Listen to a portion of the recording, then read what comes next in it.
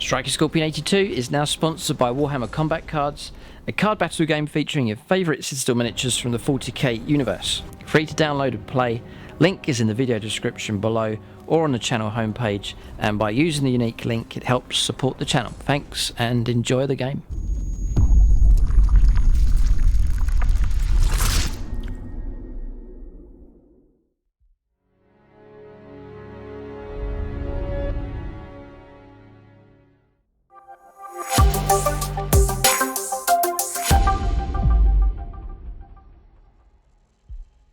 Right, welcome to this review for the brand new Tyranids Codex. So long awaited, people have been waiting a long time to see how much the Tyranids have improved. They certainly have. In this video here it will be a full Tactica and review, so we'll go through all the units, tactics, stratagems, warlord traits and so on. And I'll be looking, obviously I'm running a large Tyranid army myself, so looking for unit choices, combinations, what Hive fleets to go for, and just looking for some good combinations that you can run for the Tyranids. So a big thank you to Games Workshop. They sent me a copy through the post, so it's much appreciated. For discount 40k, including this codex when it comes out, and obviously Tyranids models and a wide range from Games Workshop and other gaming systems as well. Then check out Goblin Gaming. Link for them in the video description below. But they do discount 40k, it's around about 20% off the retail price. Other gaming systems as well, terrain, accessories, paint, sprays and so on, all available from them as well. So check them out and just use the link provided below. So for Tyranids, it's one of my larger collections because I went sort of quite a straightforward colour scheme. If you like the look of the Tyranids on the channel, then do check out the painting tutorials which are available to show you how to paint them quite quickly. There's a wide variety of colour schemes that you can go for the Tyranids. So this is I'd say one of the more primitive factions, but cunning nonetheless. And it's all about these huge monsters and scuttling alien creatures. So we'll flick through the artwork. Here's the new piece of artwork as featured on the cover with the Hive Torrent, one of the brilliant plastic kits that they have. There's some amazing models available for the Tyranids now. There's not really much of a resculpt or anything going on. The models are fantastic. There are some resculpts needed for some of the range, but much of it's looking pretty good. It's the first contact, makes a fascinating read in here with the introduction of the Tyranids into the fluff. Shadow in the Warp. The first Tyrannic Warp. I think I wouldn't be one for reading all the codexes, but I think the previous Tyranny book I did read through the fluff. Just love the whole alien tyranny race coming through and capturing worlds and all the horror that takes place with it. It's fascinating to read. It's one of the strong storylines running through 40k. So that's their weaponry, types of weapons. As per usual, these new codexes, the layout is fantastic. I'm a big fan of the codexes. Perhaps there's an overload of rules and things to remember, but I found once you get stuck into your codex and you start chewing through it, going through all the rules and making your selections, start playing some games, the more you get into the codex, I found the more enjoyment you get out of it because of the depth that's there. So you're not having to use all the rules all the time, but it takes a while to pick what you want to use. But the fluff wise and rules wise, the depth's there, which is really good. So I think that's one of the good elements to these. Tyranid genus study. The third Tyrannic War. Different fleets. Fleet Gorgon, no doubt you get to customise your own. Hydra, Kronos. Hive fleet Ouroboros. Not heard of that one before. Tiamat. I'll show you some of the colour schemes here. So currently my favourite colour scheme for Tyranids would be this one here. It's Hive Fleet Leviathan. They do look particularly nice. I like the way, not all the models, but particular ones, like Carnifex is painted up in that colour scheme, Hive Tyrant's painted up in that colour scheme. I think they're fantastic. So I'm a big fan of that.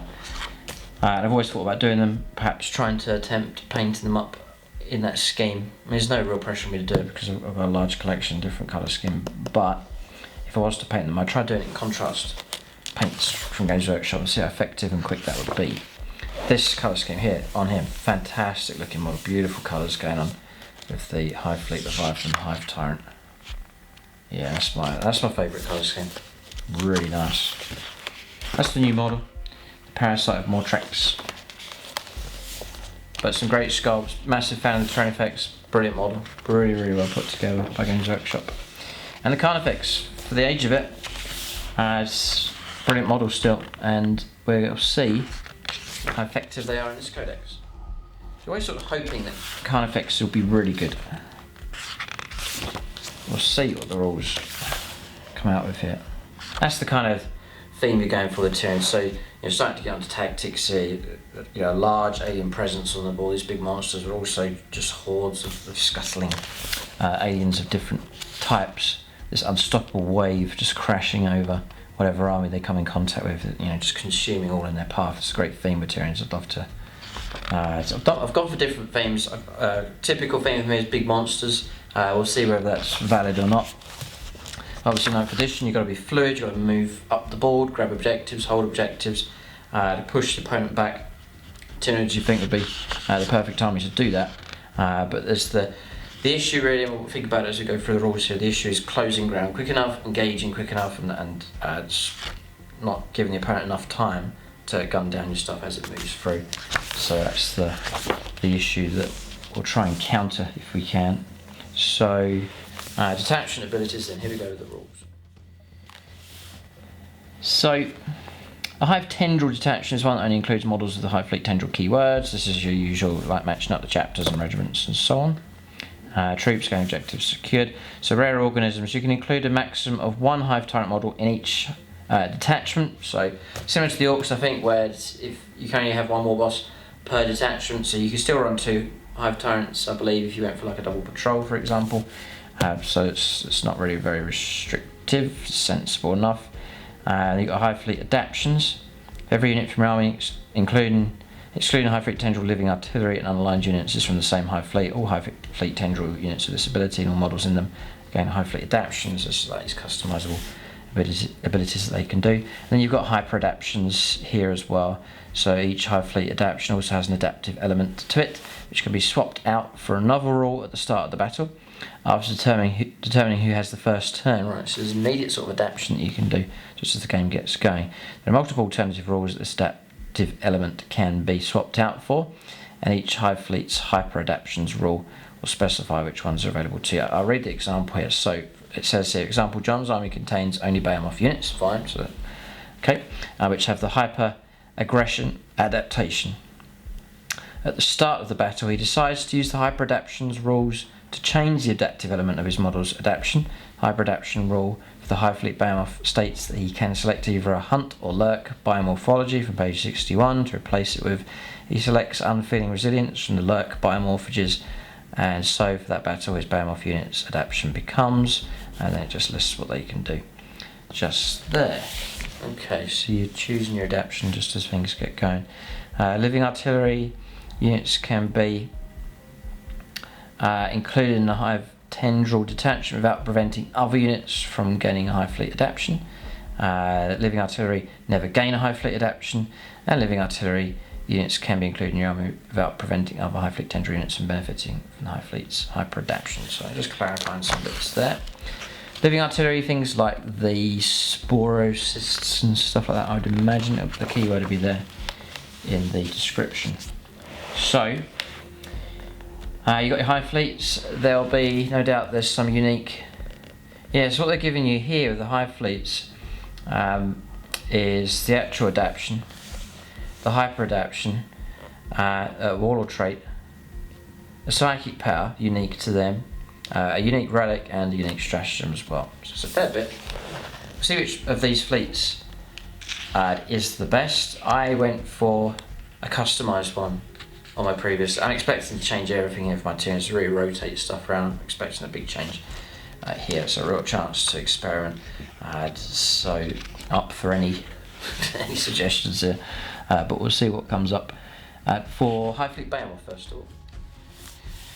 So Hive Fleet Behemoth, each time units of adaptation fights, if it made a charge move, was charged or performed a Heroic Intervention this turn, then until that fight is resolved, add 1 to the strength characteristics, +1 strength. If it charges, was charged or performed Heroic Intervention. So yeah, it's alright, okay, so it's okay. The adaptive is you can reroll charge rolls made for this unit from your army with this adaptation, so +1 strength and rerollable charges as well. For the hyper adaptation, you can swap this Hive Fleet's adaptive rule for one of the following. So hunt biomorphologies or lurk biomorphologies on page 61. So maybe we'll jump ahead. Yeah, okay, so we'll look at these now. So the options hunt and lurk, those two, not feed. And you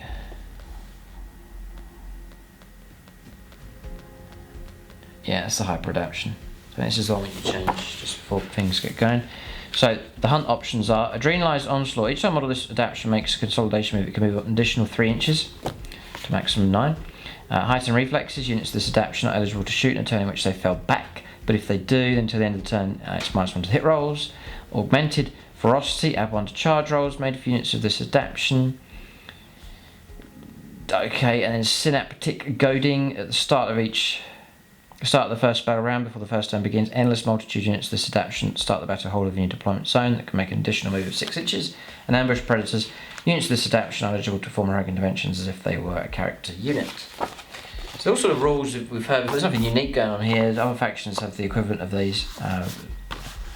It's just different fluffy words describing stuff that's been repeated already in other codexes. Then Lurk. Exoskeletal Reinforcement. Each time an attack is made with an penetration of AP -1, it's 0 instead. I've seen that before. Naturalized Camouflage. Each time a ranged attack is allocated to model this adaptation rights to receive the benefits of cover, you get an additional 1 to your saving throw. And Territorial Instincts. Monster models of this adaptation have the objective secured ability. And then monster models of this adaptation have wounds characteristic of 10 or more, count as 5 models. For determining objective markers. Unfeeling Resilience. Models of an adaptation whose characteristic can change as they suffer damage are considered to have double the number of wounds remaining. And Synaptic Ganglia. You can reroll deny the witch test taken for units of this adaptation. Each time a psychic power is manifested by unit of this adaptation, increase the range by 3 inches. Okay, we'll cover the feed just because that's going to come up. So you've got Stabilizing Membranes. Each time model this adaptation makes a ranged attack, a modified hit wound roll of 6, improve the AP by 1. It's all quite minor-ish stuff, there's nothing crazy going on here. Exoskeletal Stabilization. Models with this, and really you're going to pick one of these to match the theme of your army, what you're trying to do.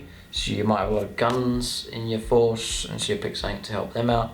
You might want to try and make your army as durable as possible, so you might want to try and improve armor saves or cover saves. So you're just basically choosing what you want to do.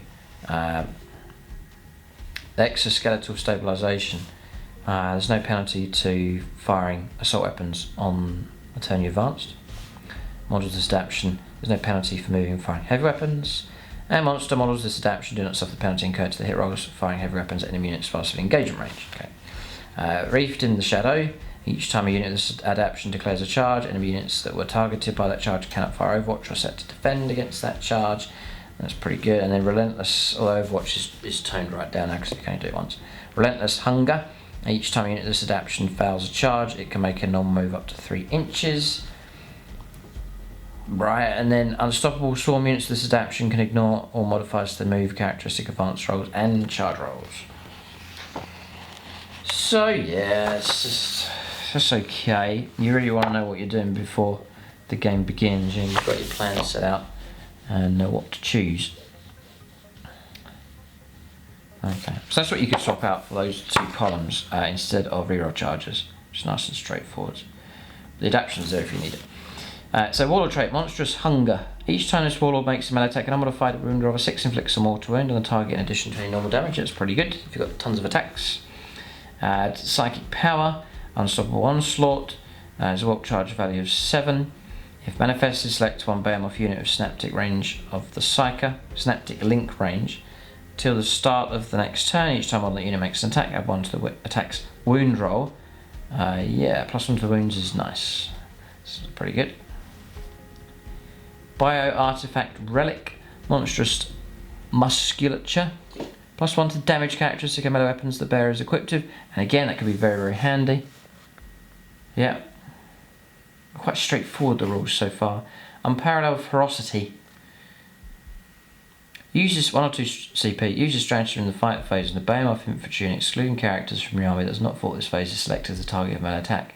The attacking model's unit has finished making its attacks. Each time a model in that unit is destroyed, instead of using any rules that trigger that the model is destroyed, do not remove the model from play. It can, so you get to fight before you're removed, and that is very useful as well. Anticipating interrupts taking place. After resolving those attacks, the destroyed models are then removed. If it's behemoth infantry unit, has the endless multitude keyword, it costs 1 CP, otherwise it's 2. Behemoth infantry. Yeah, it's all pretty good, really. All pretty solid across the board here. Yeah, it's nice that on behemoth. Varying charges is pretty good. +1 strength is okay. The psychic power +1 to wounds, fine, really good. +1 damage could really help out a character. The ability to cause multiple wounds, loads of attacks. Yeah, it's all good. Yeah, and then the stratagem's nice. So yeah, hopefully balance looking sound enough. Kraken next. So I'm going to sit on Bam. I think it looks pretty good, but we'll see if we can shift to something else. So Kraken is the next one. So questing tendrils. Each time the unit this adaptation fights, if you made a charge move this turn, until that fight is resolved, each time model that unit makes an attack, improve the AP of that attack by 1. Okay. Yeah, well that's pretty good. Yeah, if you really are going for close combat, an extra AP -1 is fine. Yeah. Yeah, it's not bad. And then adaptive. Each time a unit this adaptation advances, if it's not affected by the opportunistic advanced stratagem or the bounding advanced stratagem, do not make an advanced roll. Instead, at the end of the phase, add D3 +3 to the move characteristic of models in that unit. So that's reliable equivalent to advancing there. Hyper adaptation, you can swap for feed or hunt. The warlord trait is 1 step ahead. Each time your opponent uses a stratagem, if this warlord is on the battlefield, it's 5+ to gain a command point if you're into harvesting command points. Psychic power, synaptic allure, malediction. So warp charge value of 5. If manifested, select one enemy unit within synaptic link range of the Psyker or one enemy unit within 18 of the Psyker until the start of the next psychic phase. Each time a friendly Kraken unit declares a charge, if that enemy unit is one of the targets of that charge, you can re-roll the charge roll. Okay. Yes, that's alright, helps out. And then Bio Artifact Relic Chameleon Mutation. Each time an attack is made against the bearer, subtract 1 from the hit roll, and the hit roll cannot be re-rolled. An opportunistic advance, 1 CP, use a stratagem movement phase and a Kraken unit from your army selected to move. So each time that unit advances, do not make an advance roll. Instead it's 8 inches to the move characteristic. Models in that unit do not suffer the penalty of the hit rolls incurred for firing assault weapons in the same turn their unit has advanced. There's 2 bonuses going on with that one. Okay, so it's alright. I prefer Behemoth so far, but we'll move on. Leviathan next. So Leviathan, high fleet adaptation is synaptic control. Each time an attack is made against a synapse unit with this adaptation, unmodified wound roll of 1 to 3 always fails. Interesting. Irrespective of any abilities that the weapon or the attacker may have. So durability to synapse type creatures. So this is interesting, right? So a lot of stuff I've seen already, but this one is helping to protect your synapse stuff, so your key like Hive Tyrants and so on, just try and protect them in some way. So that is useful, certainly useful enough if you've got some key synapse type units that you really want to keep them alive for as long as possible. That one's very good indeed. Each time an attack is made against a unit, this is adaptation excluding synapse units. If the unit is within synaptic link range of any friendly Leviathan synapse units, unmodified wound roll of 1 to 2 always fails, irrespective of any abilities. Okay, so it also protects other units as well to a lesser degree. And the adaptive here is each time a unit this adaptation is selected to shoot or fight, you can roll 1 hit roll and resolve in that unit's attacks. So that is useful in games as well. It's quite easy to remember and it does help out. It's shooting or fighting, it's for every unit across the board. So Leviathan, depending on how you're structuring, what units you're choosing, but this is all looking pretty good. The hyper adaptation is feed or hunt, if you so wish.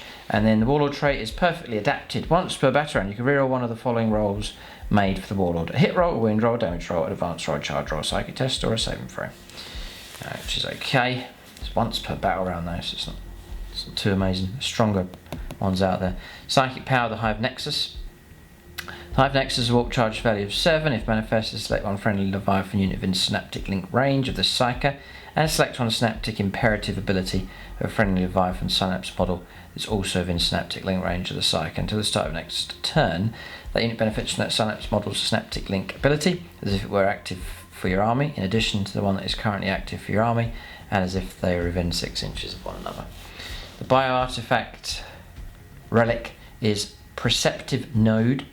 The reinforcement step of your opponent's movement phase, each time an enemy unit is set up as reinforcements within 18 inches of the bearer, you can select one friendly Leviathan core or character unit within 6 inches of the bearer. If you do so, that unit can shoot as if it were your shooting phase, but its models can only target enemy reinforcement units. A unit cannot be selected to fire more than once per phase as a result of this relic. Yep.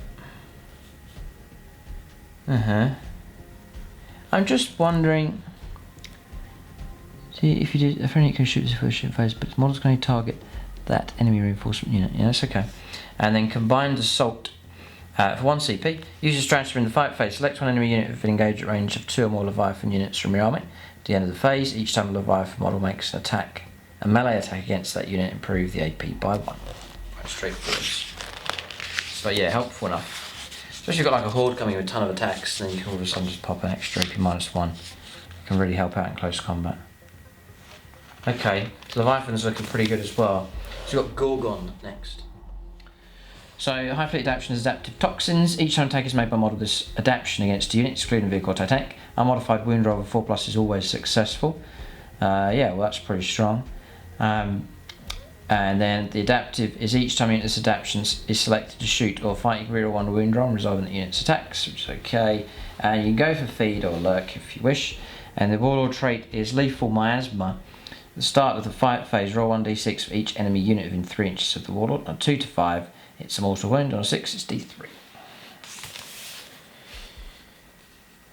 Psychic power is Poisonous Influence.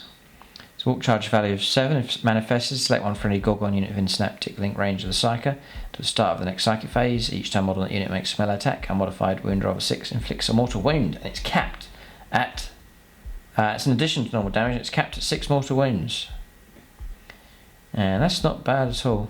Mortal wounds just bypass so much stuff. So anytime you can get an ability to start causing those, it's worth doing. It really helps out in games, and so there's a really good ability here with the psychic power. Yeah, it just gives a nice little edge to a unit that may, in other cases, be not that much of a threat, and all of a sudden you can dish out mortal wounds. It's dangerous. So that's a really good Poisonous Influence. Nice. Just make sure it goes off. It is a 7 required for that one. The Bio Artifact Relic is Hypermorphic Biology. +1 toughness, which could really help out. Go from toughness 7 to toughness 8, or toughness 8 to toughness 9. If the bearer's characteristics can change as they suffer damage, they are considered to have double the number of wounds remaining for the purpose of determining what those characteristics are. And that's really good as well. So the artifact is strong. Nice. Hypertoxicity is 1 CP. Use your strategy in the fight phase, and a Gorgon Toxin Sax unit from your army selected to fight until the end of the phase. Each time a Toxin Sax model in the unit makes a melee attack, a modified hit roll of 5+, auto wounds the target. So 5+ is to hit, auto wound. So it's some real. So if you're at a club and everyone's mechanised, there's loads of tanks, and you're up against Session Militarum all the time, Gorgon is probably what you're looking for to help you get the wounds, cause damage against tougher, heavier targets, because there's loads of stuff to help out, and bypassing armour and toughness and so on with mortal wounds there as well.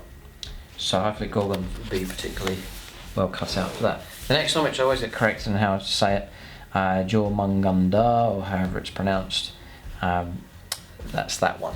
So we'll take a look at this one here. So Tunnel Networks, this one, each time a ranged attack that targets a monster unit with this adaptation. If the attacker is more than 8 inches away, then its target's treated as having dense cover. Each time a ranged attack is targets the unit excluding monster unit of this adaptation. If the attacker is more than 12 inches away, the target is treated as having the benefits of dense cover against that attack. Yeah, so monsters here 18, non-monsters at 12 for that benefit. The adaptive is each time this adaptation is targeted by a weapon with the blast rule, halve the number of models in that unit, rounding up when determining how many attacks are made to that weapon. So yeah, that's alright. Not that great. And then hyper adaptation, hunt and lurk. Insidious threat is the warlord trait in your command phase. Select on friendly Jomand unit with the synaptic link range of this warlord. To the start of the next command phase, each time model that unit makes an attack, the target does not receive the benefits of cover. So again, yeah, it's alright. And then lurking moors, malediction. Walk charge value of 7. If manifested, select one enemy unit within synaptic link range of the Psyker, or one enemy unit within 18 inches of the Psyker. To the start of the next psychic phase, each time a friendly Jomand unit makes a melee attack against that enemy unit, improve the AP by 1. Oh, it's alright, it's okay. Just like a whole psychic power to do that on one unit, whereas I'm trying to think, there's somewhere around here where it was AP -1 sort of across the board for units. So, but that's alright, it's okay, but it's not too potent, I think. Yeah, I guess, depends what unit you put it on. And then Bio Artifact Relic is Infrasonic Roar. At the end of the movement phase, select one enemy unit within 12 inches of the bear and roll 3d6. If the result is equal to or higher than the enemy's leadership characteristic until the start of the next movement phase, that unit cannot perform actions. So, whoa, it's not good. It's not that great. I'm not too impressed with this one. And then Buried in Weight, 1 CP. Use the stratagem before the battle during the declare reserves and transport step. If you're playing a mission without this step, use the stratagem during deployment instead. Select one Jomand unit from your army, excluding Titanic units. You can set that unit up near to the surface instead of setting it up on the battlefield. If you do so, then the reinforcement step of one of your movement phases, you can set it up as a deep strike. That's it. Okay, so I guess it's probably turn 2 onwards. Reinforcement step, I didn't think so. So maybe it'll be turn 2 onwards, just put deep strike basically for a CP. Next is Kronos. There are lots to choose from. There's plenty of diversity here with the Tyranids, which is great. So Kronos, Bio Barrage here. Add 4 inches to the range shooting weapons. Okay, and then each time you make a ranged attack, targets unit within half range, which is nice and straightforward. You get an extra AP -1 for shooting. Across the board, nice. Yeah, not bad. If you're really going to go for shooting with Kronos, and this could really help out here. Soul Hunger is the aura ability for warlord trait. That's enemy psychers in 18. Each time a psychic test is taken, it suffers peril of the warp on any dice that includes a double. It's easily forgotten that rule during the game, but that's still available. And then psychic power is Symbio Storm. Walk charge value of 7. Select one Kronos unit within synaptic link range of the psychic until the start of the next psychic phase. Each time model that unit makes a ranged attack, add 1 to the strength characteristic of that attack. Okay. So far, I think that the strongest have been used up early on. So Leviathan, tasty, and Behemoth, tasty enough. Those are some good ones so far. Bio Artifact, the null node. In your command phase, select one unit within synaptic link range of the bearer, and then until the start of your next command phase, each time that unit makes an attack, the hit roll cannot be re-rolled, the wound roll cannot be re-rolled, and the psychic test cannot be taken for that unit. The psychic test taken cannot be re-rolled either. So it's alright. And then the Deepest Shadow, 1 CP. Use this stratagem in your opponent's psychic phase when an enemy unit fails a psychic test. Select one Kronos psychic unit from your army within 18 inches of that psychic enemy unit. The enemy unit suffers D3 mortal wounds until the end of the phase. That Kronos psychic gains the following ability: Deepest Shadow aura. While a friendly psychic unit is within 18 inches of the unit, each time a psychic test is taken for that unit is failed, the unit suffers D3 mortal wounds.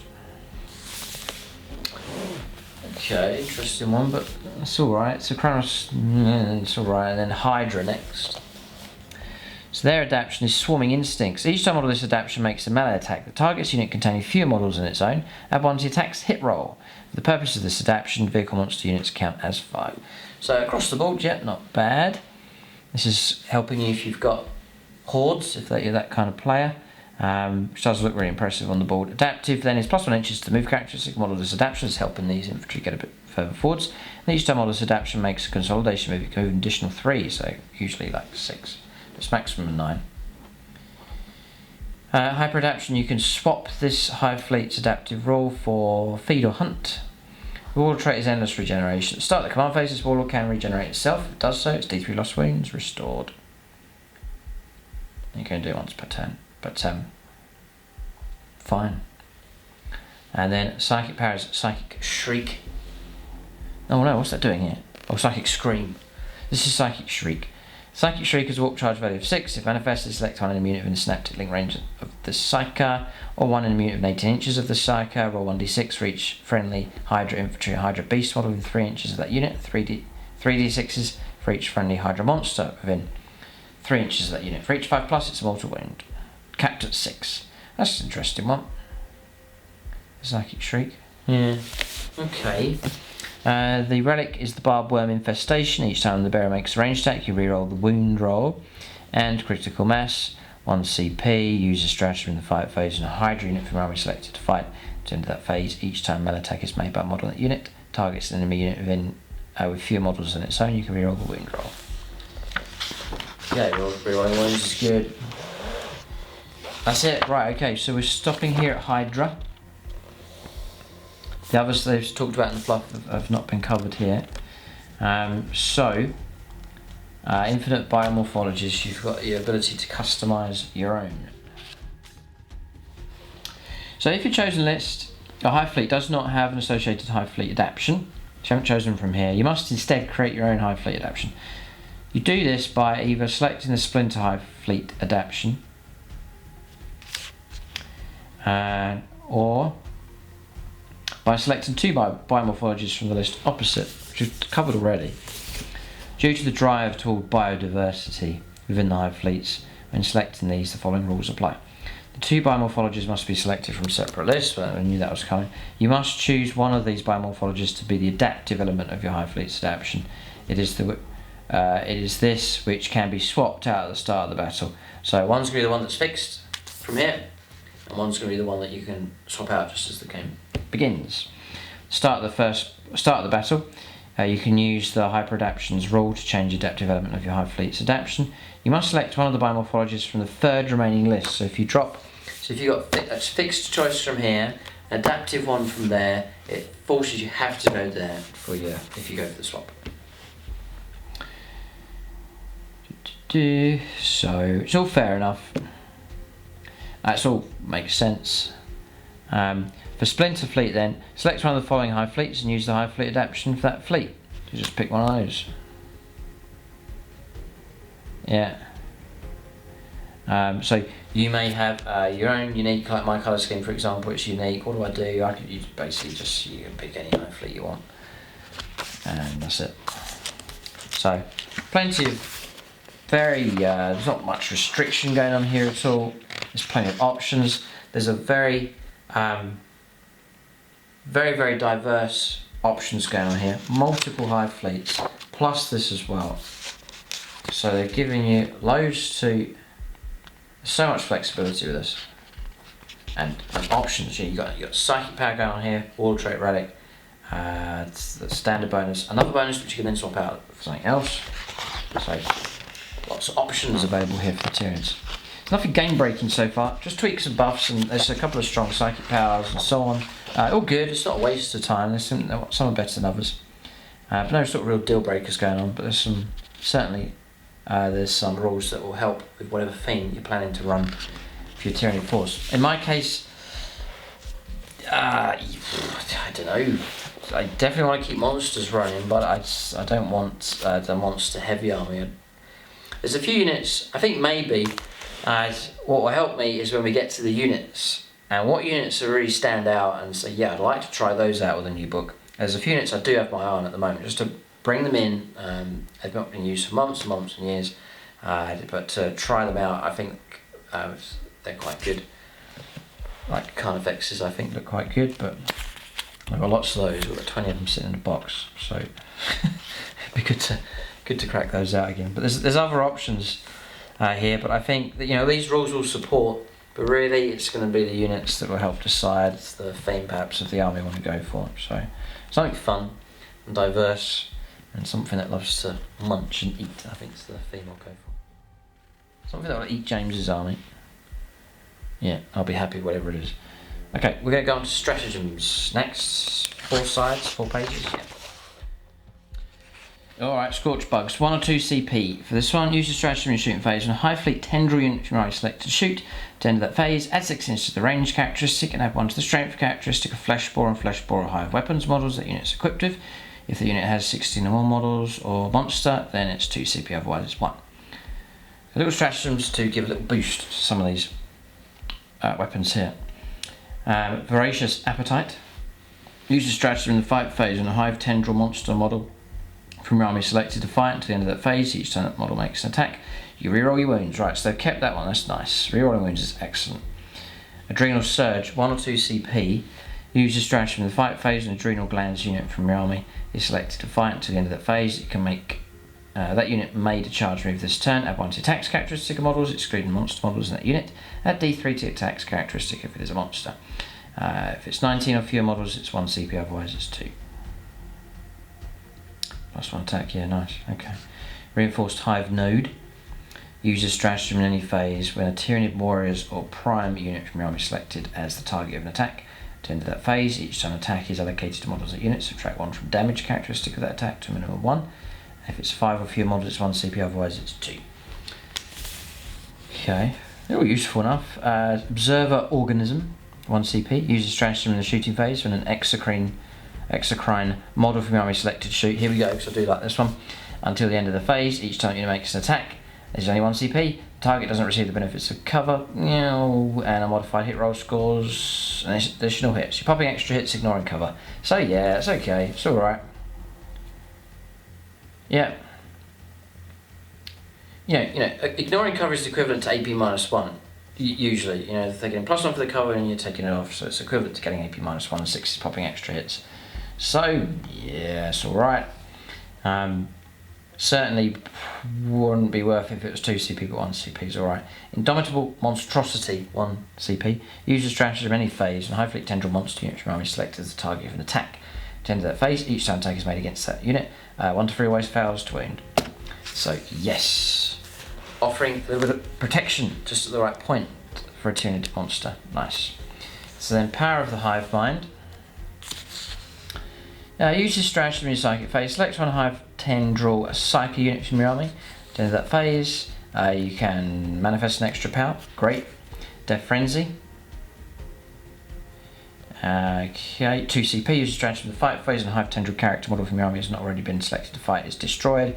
You get to fight, and then it says when making those attacks, if the destroyed model's characteristic can change as they suffer damage, it counts as 4 wounds remaining. Excellent. Yeah, another good one. Happily pay 2 CP in the right situation for that one. So far so good. A lot of these are quite familiar, thankfully, so they've kept some of the original ones. Pheromone Trail, 1 CP. Use a stratagem in your command phase. Select 1 enemy unit within 6 inches of Hive Fleet Lictor model from your army. At the end of the phase, each time a friendly Hive Fleet unit declares a charge that targets that enemy unit, add 2 to the charge roll. It could be a useful combo to helping units get in. Synaptic Channeling, 1 CP. Use a stratagem in your Psychic phase. Select 1 Hive Fleet Psycho model from your army. At the end of that phase, that unit knows all the Psychic powers known by friendly Hive Fleet Psychic units on the battlefield. Right, so they share all the Psychic powers that are available. Well, that's very cool. That's really good. And then Synaptic Legacy. I would say so far, Tyranny players surely must be happy at what they see. But there's a fair way to go here. Synaptic Legacy. Use your stratagem at the start of the battle round when selecting a Synaptic Imperative ability to be active for your army. If your warlord is on the battlefield and has the Hive Tendril keyword this turn, you can select the Synaptic Imperative ability of a destroyed model from your army instead of one from a model that's on the battlefield. Note that unless otherwise allowed, you cannot select that ability if it's already been selected by you earlier in the battle. Then Trampling Charge. Use a stratagem in your charge phase and a Hive Fleet Tendril monster model from your army finishes a charge move. Select 1 enemy unit within engagement range, roll a d6. So, if that monster model has the Horned Chitin keyword, on a 2 to 4 it's 3 mortal wounds. And on a 5+, it's D3 plus 3 mortal wounds. If it doesn't have Horned Chitin, on a 2-4 it's D3 mortal wounds, and a 5+ it's 3.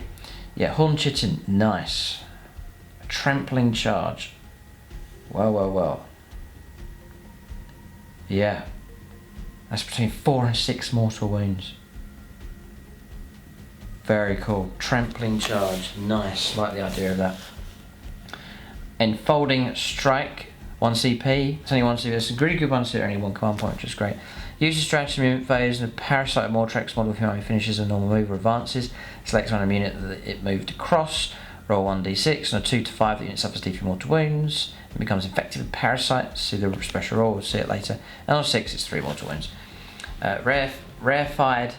Rarefied enhancements. So this is a Warlord. No, extra relic. Extra Warlord trait for Hive Predator. Subterranean Assault, 1 CP. Uses Stratagem. It's basically letting you do a deep strike. No. It's not. It's when the Trigon comes up, or the Prime, you bring up a troops unit. My Prime model from the army is set up on the battlefield using its death from below ability. Select one Hive fleet unit with troops. Battlefield roll, strategic reserves, set the unit up anywhere on the battlefield. It's wholly within 9 inches of the Trigon. It's wholly within 9, I think it used to be 6. So that comes up with them. So it's a stratagem now.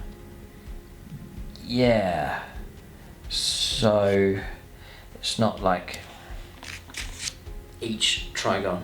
It's a stratagem, so you couldn't do it on multiple. You can do it on the same turn multiple units because you can only play a stratagem once, I think. So moving on to the next double spread here, Rapid Regeneration. So this will restore you, it's a High Fleet Tendril, the model regains D3 lost wounds, and now it's 1 CP instead of 2, so that's okay. And then Invisible Hunter, 1 CP, uses stratagem in your turn, select one Lictor model from your army, it's not set up on the battlefield, remove that.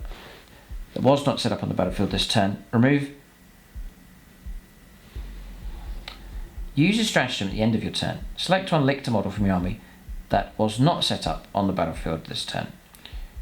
Remove that model from the battlefield. It's probably me, just hang on a second, we'll try again. Use a stratagem at the end of your turn. Okay. Select one Lictor model from your army that was not set up on the battlefield this turn. Right. One that hasn't arrived reinforced. It is me, it's okay. One that hasn't arrived by reinforcement. So it's one that's already on the board, not one that's arrived.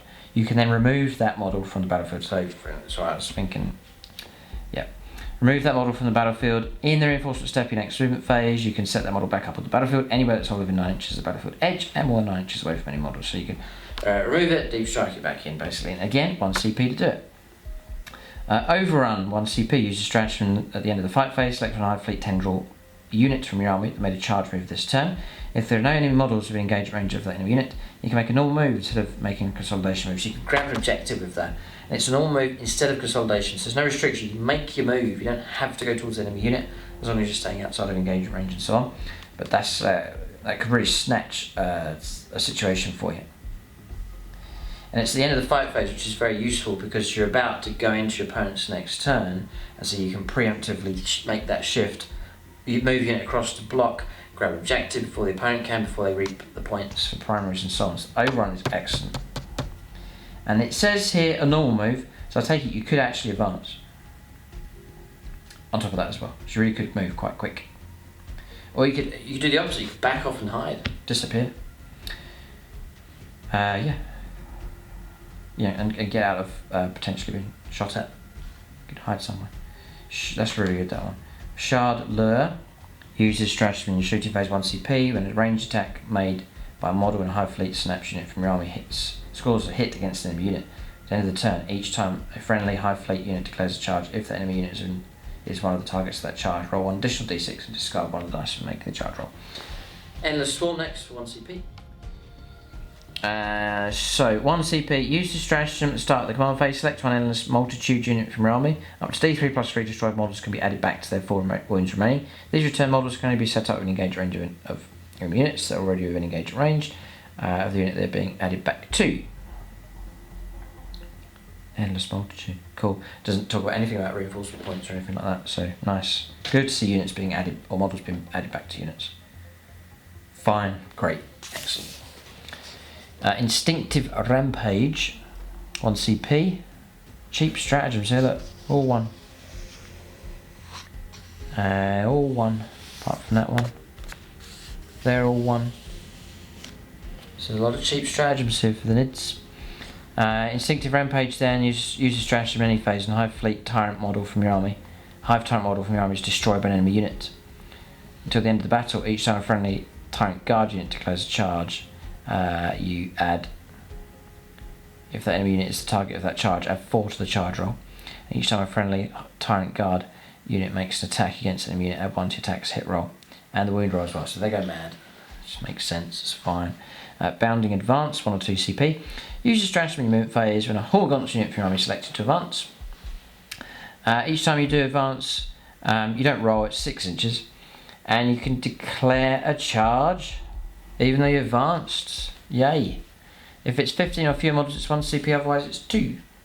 Excellent pace. We're talking about trying to close the gap as quickly as possible. Even if its unit's not that great, but it can close the gap and tie other units up, just to buy a bit of time, buy a bit of cover for other units moving up the board. So Bounding Advance is excellent. Encircle the Prey. Use your stratagem, 1 CP at the end of your turn. Select one Borrower's unit from your army, or unit that can fly. Remove that unit from the battlefield, and you can deep strike it back in.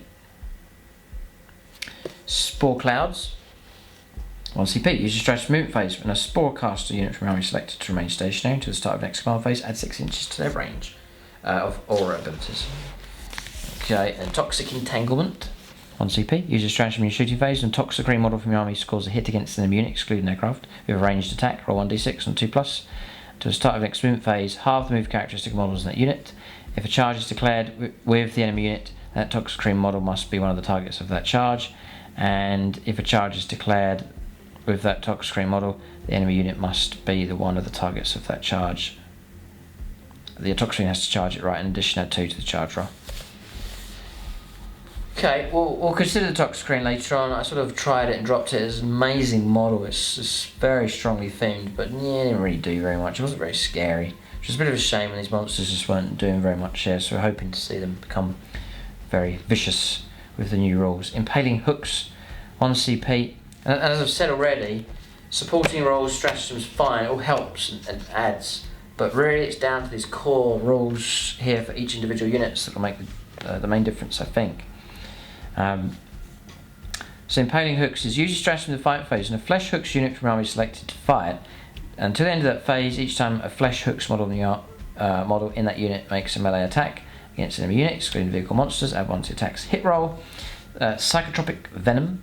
1 CP, use your stratagem at the start of the morale phase, select one enemy unit, excluding vehicles in engagement range of a Lash Whip or Toxic Lashes from your army. Subtract 2 from leadership for models, and subtract 1 from combat attrition tests taken for models in that unit as well. So it's there if you need it. You need to remember it to use it at that precise point in the game. It's quite a difficult combo to get all set up in the right place at the right time. Acidic Torrent. 1 CP. Use your stratagem in the fight phase. A unit from your army that contains any acid maw models is selected to fight. Select one enemy unit of an engaged range of that unit. To reach acid maw infantry model in that unit that's of an engaged range in the unit, roll 1d6 or 3d6 if it's a monster. For each 3+, it's mortal wound to a max of 6. Another way to cause mortal wounds with Acidic Torrent. Nice. Another option. Corrosive Viscera. 2 CP. Use this stratagem in the fight phase, and a model when an acid blood unit from your army would lose a wound. To the end of that phase, each time model that unit would lose a wound as a result of melee attack, roll 1d6 to 4+. The attacking model's unit suffers a mortal wound and gets capped at 6. Blinding Venom, 1 CP. Use your stratagem at the start of the fight phase, select one enemy unit with engaged range of any gargoyles units from your army. Each time a model in that unit makes an attack, the hit roll cannot be re-rolled. Each time a model in that attack unit makes a melee attack, subtract 1 for the attack's hit roll. And Pathogenic Slime, I recognise this one. 1 or 2 CP. Use your stratagem in your shooting phase, and a Hive Tendril unit from your army is selected to shoot till the end of the phase. Each time model that unit makes an attack, and a modified hit roll of a 6 auto wounds the target. If the unit has a Toxin Sacs keyword, this stratagem costs 1 CP, otherwise it's 2. So, okay, I think Pathogenic Slime used to be +1 damage, which I would have liked to remain, but they've changed it around here with something else. Okay. We've gone through stratagems. We'll move on now to adaptive physiologies. So if your army's battle forged includes any Hive fleet tendril detachments, then when you're mustering your army, you can upgrade any monster model in your army, excluding characters and Titanic models. Oh, shame. By giving them adaptive physiology from these presented here. Each time we'll run through them. Each time you give a model adaptive physiology, its power rating is increased or its points. That's it, it's all that crusade. So it's dermic symbiosis, it's +2 power or 25 points.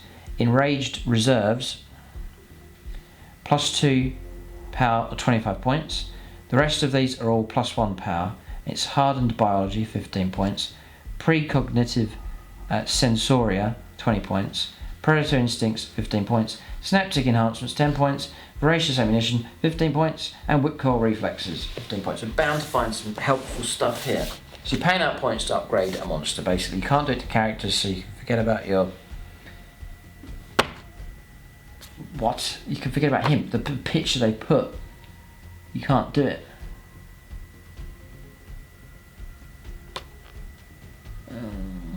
Then when you're mustering your army, you can upgrade any monster model in your army, excluding characters. So yeah, he's in the picture, but he's not going to get it. And then he's in the picture, but he's not allowed to have it either. Has to be another monster, a non-character. So an exocrine, or a Tranifex, or a Carnifex can receive whatever these are. So let's have a look. Dermic symbiosis, a 4+ invulnerable save. So fine, it's 25 points. So it is expensive, but a 4+ invulnerable save, which I'm sure will be useful enough on the right model. It definitely would be.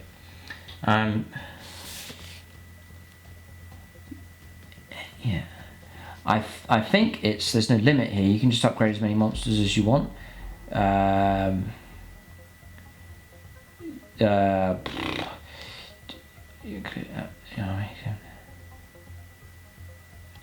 Does it say? Does it specify whether you can repeatedly do it? You know, take the same. You know, stick 4+ invuln saves across a number of models. I don't think you can do that, but I'm trying to look to see where it says it specifically. It might say it further back we've covered already. Take it you can't. And then is there a cap? You can only do it once. Is it once per detachment, once per army? The impression I'm getting is you can do as many of these as you want, as long as it's one per monster. I could be wrong on that one. But 4+ invulnerable, so it's expensive, that could well be useful. Enraged reserves, this funds you 25 points. If this model's characteristics can change as it suffers damage, it's considered to have double the number of wounds remaining. And then once for a battle, when this model is selected for the Tyranids Epic Deed stratagem, you can use a stratagem without spending any command points. Note there's any future usages of that stratagem cost the normal CPs. So I wouldn't bother with that one, don't think. Hard biology, each time an attack with a damage characteristic of 1 is allocated to the model, add 1 to the armor saving throw made for the model. That's going to cost you 15 points. So, yeah, precognitive sensoria at the start of the fight phase. If the model is within engaged range of an unit, you can fight first. That's big. What will that cost? It will cost you 20 points. But that's big, that one. It's a game changer, that one. Predator instincts. This model is eligible to perform heroic interventions if it were a character model. This model is eligible to perform heroic intervention if it was within 6 inches horizontally and 5 inches vertically instead of the usual. And that will cost you 15 points. Synaptic enhancement. This model gains the Shadow in the Warp and Synapse abilities and the Synapse keyword. 10 points for that, cheap. And then Voracious ammunition. Each time this model shoots, after it has finished making its attack, select one unit that was hit by one or more of those attacks. Roll a d6 on 2+, it's d3 mortal wounds. Okay, a bit of extra nibble. When you shoot, 15 points for that. Whip core reflexes. Each time an enemy unit within engaged range of this model is selected to fall back, roll 1d6 on 2+, the enemy unit suffers d3 mortal wounds. That's 15 points for that one. So they're okay. Yeah. Not bad. I just wonder if you need that page. But as I said at the start, the diversity is there, so it makes for more in-depth reading and list building. So it's good. So next up is Warlord traits here. So Alien Cunning, recognise this one. Oh, they've changed it. So the Death Leaper now has Alien Cunning. Old One Eye has Adaptive Biology, and the Swarmlord takes Synaptic Linchpin, if you wish to give them Warlord traits. So the Alien Cunning, this Warlord has Objective Secured ability. This Warlord counts as 5 models for objective markers, and you can perform an action, even if you advance or fell back. Okay. Heightened Senses. At the start of the fight phase, if this Warlord is within engaged range of enemy units, it can fight first, and you can reroll the hit roll as well. That's fine, yeah. Synaptic Linchpin, 3 inches to the range of the Warlord's aura abilities and Synaptic Imperative abilities. Each time this Warlord uses an ability in your command phase, it specifies a range, add 3 to the range of that ability. So, yeah, it's alright. Direct Guidance. In your command phase, select one friendly Hive Fleet core unit within Synaptic Link range of the Warlord. To the start of your next psychic phase, each time a model in that unit makes an attack, add 1 to the attack's hit roll. That's Synaptic Tendrils. In your command phase, if this Warlord has one of the following abilities, it can use that ability 1 additional time this phase. Alpha Warrior, Bio, Impulses, Brood, Progenitor, Voracious Insight, Warp, Siphon, Will of the Hive Mind. So, okay. And then Adaptive Biology, each time this Warlord would lose a wound, it's a 5+ feel no pain. It's Warlord traits, they're okay. They're not bad, yeah. Next, the Hive Mind Discipline. So recognising these, most of them, Catalyst, the Horror, Paroxysm, Psychic Scream, so on. Let's see what the rules for them are with the new codex. So as per usual, leave your own comments below. If you are an experienced Tyranid player, what do you think of the new codex? What are you going to do? How are you going to adapt? Share any combos and so on in the comment section below. I'd be interested what other Tyranid players have to say and what experience they have, what they think of the new codex, whether it's way above what they're expecting or pretty much what they're expecting. So far so good, looks okay. There's plenty of options here, which has been one of the older codexes has been less options to go for, but a lot of customization. That means there's those winning combinations to search for, which I find great fun as I go through the books. So Catalyst then, so warp charge value of 6, nice and easy. Most of these are 6 or 5. Yeah, looking good. So you select one for any Hive Fleet Synaptic Link range. Hive Fleet unit within Synaptic Link range of the Psycho. Each time model unit, excluding Titanic, would lose a wound. It's a 5+ feel no pain. Fine, okay, so that's good. And then each time a Titanic model would lose a wound, it's 6+ feel no pain. Okay, so it can help them to a degree. The Horror, the warp charge value of 5. Select one enemy unit within Synaptic Link range. One enemy unit within 24 inches of the Psycho. It's a bit more availability as far as where it can be cast. And then it's -2 leadership and -1 combat attrition as well. Nice. Neuro Parasite, it's Witch Fire, warp charge value of 7. If manifested, select one enemy unit within Synaptic Link range of the Psycho or one enemy unit within 18 inches of the Psycho. Roll 1d6 for each model in that unit. Each roll that exceeds that model's toughness characteristic, the model's unit suffers 1 mortal wound to a maximum of 6 mortal wounds. 1d6 for each model in that unit. Nice. Neuroparasite is pretty good. Yep. So it's over and above. Toughness 3 targets would be in trouble. Large squads, toughness 3 would be in trouble. That's not bad, that one, Neuroparasite. Onslaught next. Warp charge value of 6. Select a Hive Fleet unit within Synaptic Link range of the Psycho. To the next psychic phase, models in the unit do not suffer the penalty to hit rolls incurred for firing assault weapons on the move after they've advanced. Models in the unit do not suffer the penalty to hit rolls incurred for firing heavy weapons, and the unit is eligible to declare a charge in a turn in which it advances. They've kept that, there's extra abilities going on, but that's the main one. Advance and charge. Excellent. Paroxysm is 7. If manifested, select an unit within Synaptic Link range of the Psycho or an enemy unit within 18. Unit cannot fire Overwatch or set to defend. And then each time model in the unit makes a melee attack, subtract 1 for the attack's wound roll. Yeah. Nice.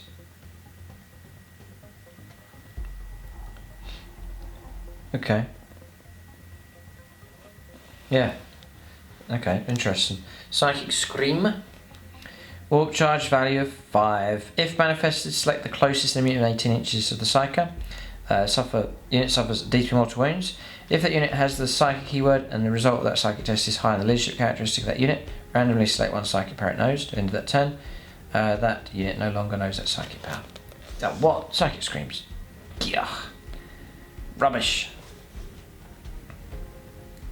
Well, it's just the ability to cause extra, like an extra smite, but without the super smite available. So psychic scream is okay if you're looking to stack up more mortal wounds. It's easy to make it go off. But yeah, okay, right. Not bad for psychic powers. Right, here we go on to relics. The Tyranids Codex previously was starved of relics. It was bad. So we're looking for some options. We've got 2 pages. There's about a dozen of them here. Let's hope there's it's 3-4 pretty good ones. Other factions have some great relics. Let's see. The Yumgal Factor, which I recognised previously. So at the start of the fight phase, select one of the following. So you get to select, it's not random. Add 2 to the bearer's strength. Or add 1 to the bearer's attacks.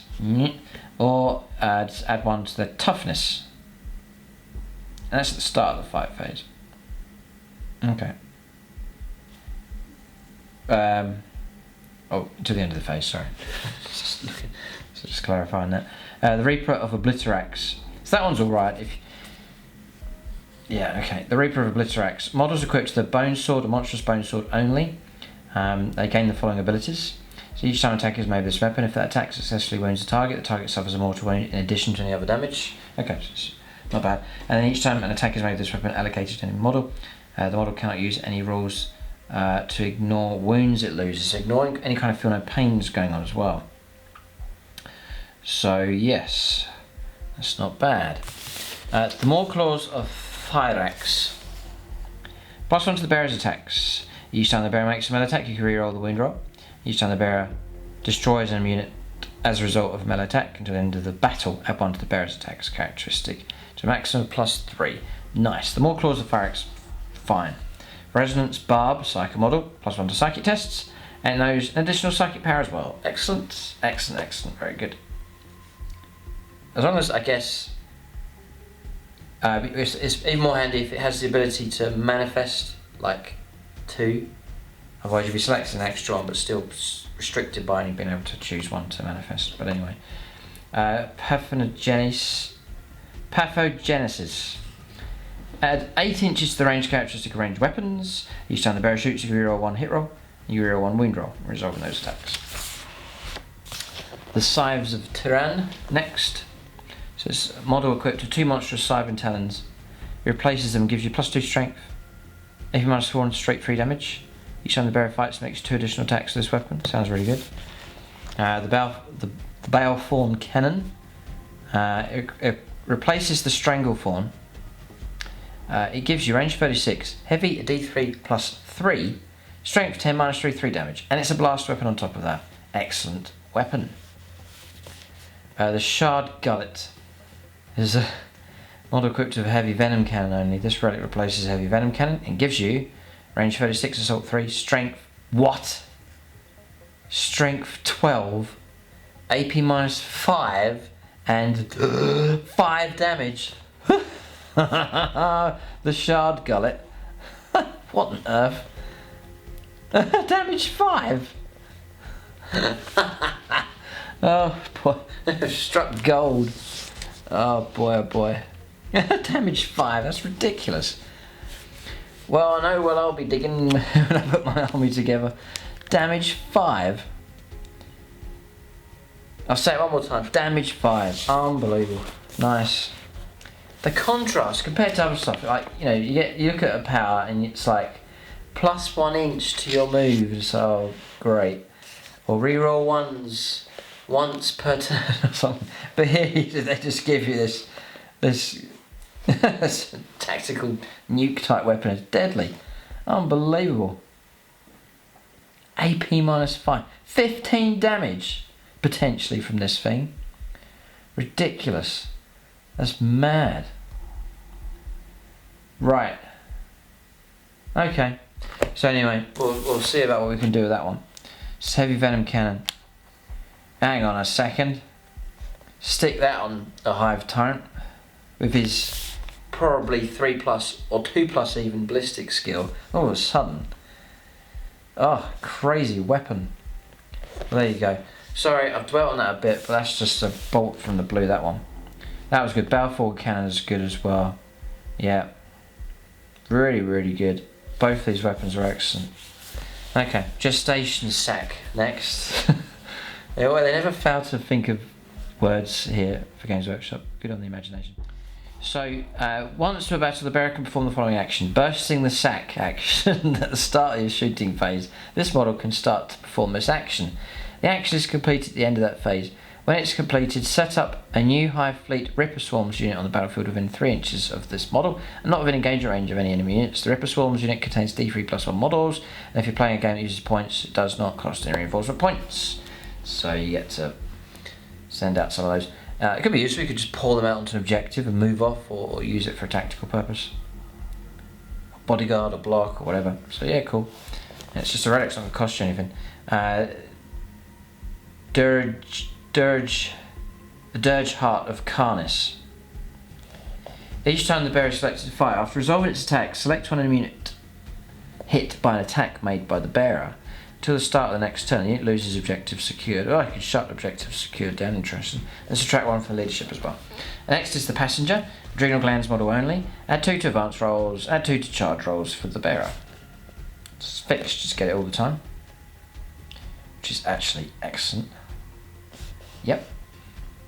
And then Seer Hive, Toxin Sacs model only. Each time the bearer makes a melee attack against a unit, if a hit is scored, it automatically wounds the target. Crazy. Well, that's excellent. Auto wounding. Yeah. So that's perked things up here. Sort of tame. Stuff is okay. There's a few bits here and there that are good, and then boom, the relics. They have made a comeback for the Tyranids. Wow. Excellent. Alright, now, so what we do now is building a strategy for your army. Choice of secondaries, which can make or break a game. You could be neck and neck on primaries, and then you need a couple of good secondaries just to get you the victory, and it really can decide the game. So let's see what we've got. I'm hoping there's at least one good one here, something that might reward you for trampling over the opponent and eating them. So no mercy, no respite, the first one. Synaptic Insight here. So no mercy, no respite is no prisoners. Grind them down, destroy more stuff until the last, keep models alive. And then you've also got interesting. So then you've also got Path of Destruction for Chaos Knights, the Long War, Chaos Space Marines, and Malefic Terror. We've also got Synaptic Insight here in this book. It's also called Synaptic Insight here. So it's cool. It's okay. So I take it these are the same. So, if you select this objective, keep a tally of synaptic kill points. Reset your synaptic kill points tally to 0 at the start of each battle round. Each time an enemy model, excluding dedicated transport models, is destroyed by a synapse model from your army. If that enemy unit or model had a wounds characteristic of between 3 and 5, you get a point for that. If it's 6 and 9, you get 2 points. If it's 10 or more, it's 3 points. Score 3 victory points at the end of each battle round if your synaptic kill tally for the battle is 4 or more. If you cannot score more than 12 points. So it's synapse models that have got to do it. So even I'm thinking of those relics back there with the crazy damage and so on, taking targets down. But it's quite restrictive. It's synapse models that have to do it. So it can't be regular artillery and stuff that fulfill that. So yeah, I'm not sure about that. It might work, I'm not sure. Shadow Operations is next. So for that one, your options are raise the banners, investigate signal, deploy teleport homers, and then retrieve Necmon data. You've got spore nodes then. Score 4 victory points each time a unit from your army successfully completes the following actions. There's a tasty amount of points available. Do this 3 times in the game, you're looking at healthy. Spot. 1 troops unit from your army can start to perform this action at the end of your movement phase from the second battle round onwards if it's within 6 inches of your opponent's deployment zone and not within 6 inches of any other spore node objective markers. The action is completed at the end of your turn. If this action is successfully completed, place 1 objective marker anywhere wholly within your opponent's deployment zone and within an inch of the unit that completed this action marker represents a spore node but does not count as an objective marker for any rules purposes, blah blah blah. So yeah, you've got to get those units there. Once you do, it's quite good, but to make it really worthwhile, you've got to do it at least 2 or 3 times in the game, whether that's possible, with all the carnage that goes on. That way it may well be a tough one as well. Or not, you deep strike stuff in, sneak things on, so on. Purge the enemy. Cranial feasting. That is assassination for the Emperor, Titan Hunter, and bring it down. For the Emperor's thrash for the time. So cranial feasting. Each time an enemy character model or unit champion, see the core book, is destroyed by a melee attack made by a Hive tendril model from your army. Roll 1d6, adding 2 to the roll if the Hive Fleet tendril model has the feeder tendrils keyword, and adding 2 to the destroyed model as the character keyword. On a 6+, you gain a command point. To a maximum of 1 command point per battle round. So you pick up points, command points to use during the battle. Nice. And at the end of the battle, you get 3 victory points if you gained 1 or more command points during the battle. So you gain command points, nice, and you're getting rewarded for it with victory points as well. Score 1 victory point for each enemy character model and each enemy unit champion that was destroyed by a melee attack made by a Hive Fleet tendril model from your army, and score 3 victory points if the enemy warlord was destroyed by a melee attack made by a Hive Fleet tendril model from your army. Okay, so yeah, it's experimental. These, see if they work. Okay, we'll move on. It's the famous piece of artwork, just Carnifex. This is where I said earlier about wanting Carnifexes to do well, because some of the old artwork from years ago, the Carnifex just smashing around into pieces here. Back in the good old days. So on Crusade, I don't run Crusade, so we'll move through. Yeah, we're making good progress. So onto data sheets now. There's a few rules to cover, a bit of synapse to cover. The way this works now, it looks complicated. We'll have a look, see what it says. So you're making sure your keywords match up. Your weapon profiles, which you'll see. So abilities, synapse. Whilst the friendly Hive Fleet unit is within 6 inches of this unit, the unit automatically passes morale. So nice and straightforward. You auto pass morale within 6 inches of synapse. Shadow in the warp. Subtract whilst an enemy psycho is within 18 inches of this unit. Subtract 1 from the psychic tests for that unit, and each time the enemy unit suffers perils of the warp, it suffers an additional mortal wound as well. Okay, so swarming messes. Yeah, it's a synapse keyword, it's okay. Swarming masses. Each time this unit fights, models in that unit can fight if they're within engagement range of enemy units, or they're within 2.5 inches of enemy units. Right, okay. If in the fight phase this unit is subject to any other rules that would reduce the number of models in this unit that are able to fight, then neither of those rules for the swarming masses rule take effect for that phase. In other words, they cancel each other out, I believe. And death from below. During your deployment, you can set this unit underground instead of putting it up on the battlefield, so it's deep strike basically for that. So on to synaptic link range.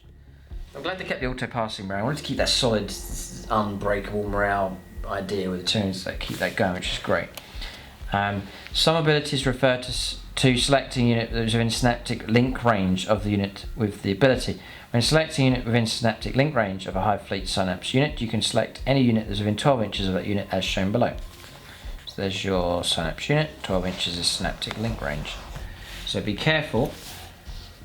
The 6 inches is auto pass morale, but your Synapse is 12.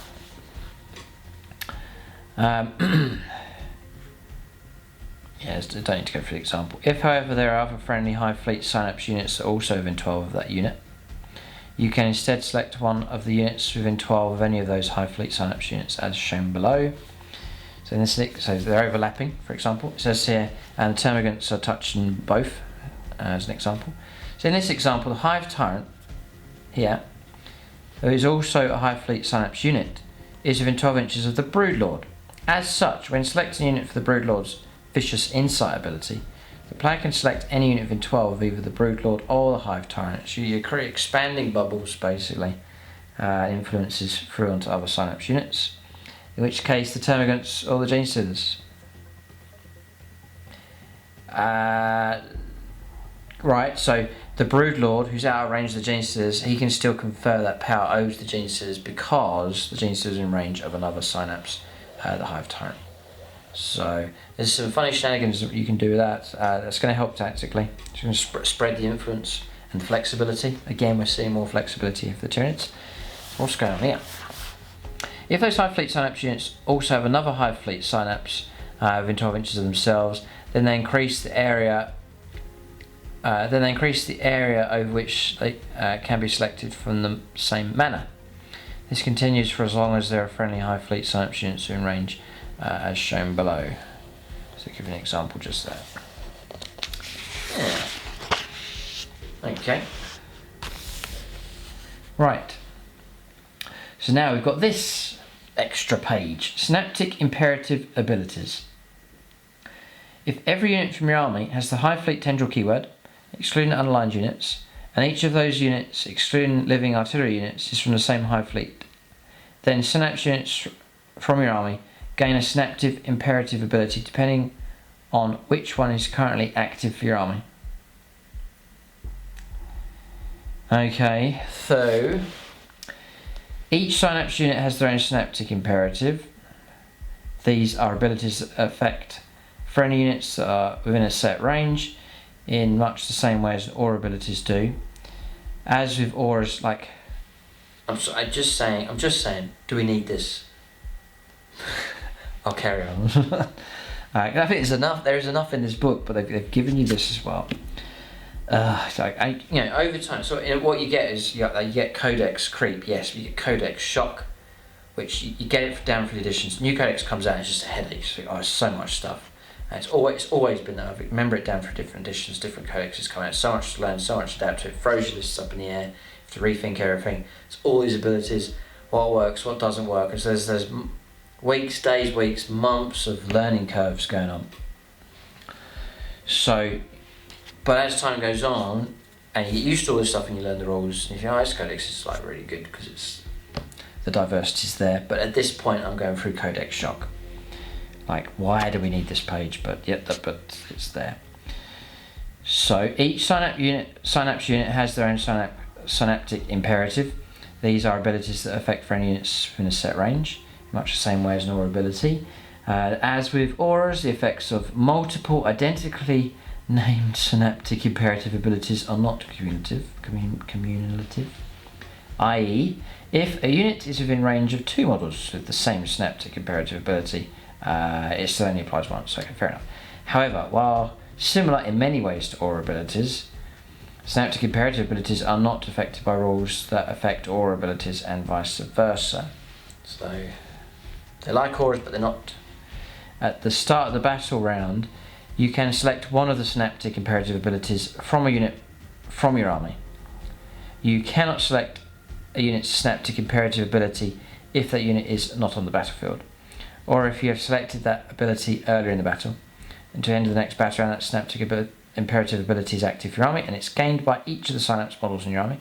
The synaptic imperative ability and which synapse units unlock them are found below. Right. So it's not too bad. So you've got your synapse units, right? Each turn you pick one of these. You can't repeat. You can't overlap. I'm just checking. You just select one. Okay. So say you've got 3 of these, and you just pick which one you want to use, and then all the synapse people get it. So you've got, if we get this correct, you've got a Broodlord on the board. You pick his ability, Predatory Guile, and then all synapse units. There's a Hive Tyrant, there's a Tervagon. They all get whatever it is, I think. Okay. So Hive Fleet then. Relentless Ferocity.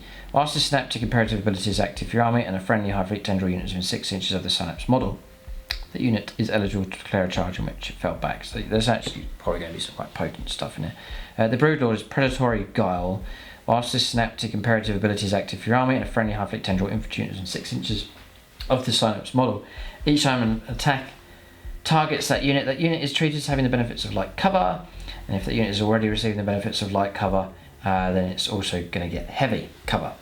The Tyranid Prime gets Guide Mind. Whilst the synaptic imperative ability is active for your army and a friendly Hive Fleet Tendril Units in 6 inches of the synapse model. Each time model that unit makes a ranged attack, targets the unit within 24, and a modified hit roll of 6 scores an additional hit. For Tervigons, it's Surging Vitality. See, like what I was saying earlier on, you hit with a page of stuff, but in reality your list might contain just 2 models, and there's 2 extra rules to remember, so it's kind of, there's all that to go through, but there's only a little bit to pick and use. So over time you'll get used to that if you can stick it. Surging Vitality. Whilst this synaptic imperative ability is active for your army and a friendly Hive Fleet tendril unit is in 6 inches of the synapse model, each time that unit is selected to make a normal move or advance until the end of the phase, add 2 inches to the move characteristic of models in that unit. So they just don't need this page. You don't need it. Really, just But then it's hard because too many players will be like, well, there's some extra rules here for free. So it's that kind of conundrum. Yes, give me more rules, give me help. But it's, as you're being fed that, you're being fed more complexity and things to remember.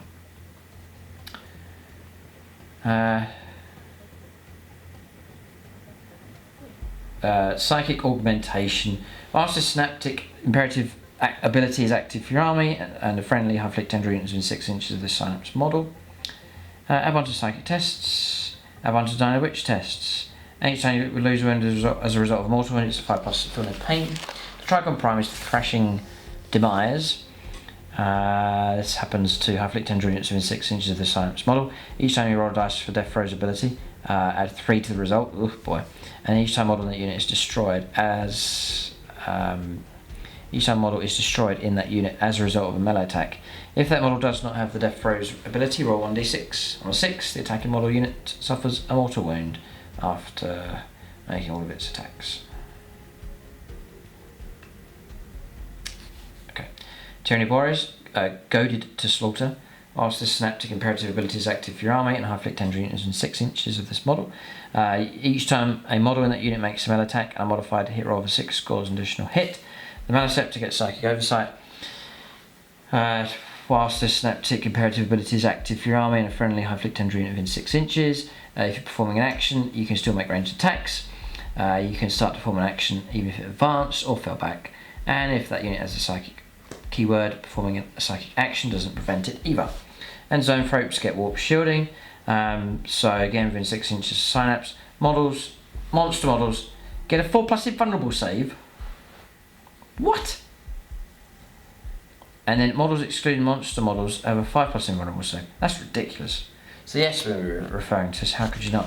Parasite Mortrex. Swift Onslaught. Whilst this synaptic imperative ability is active for your army and a friendly Hive Fleet tendril unit in 6 inches, then each time a model in this unit makes a piling move or consolidation move, you get an extra 3 inches. So there are a couple of nuggets in there.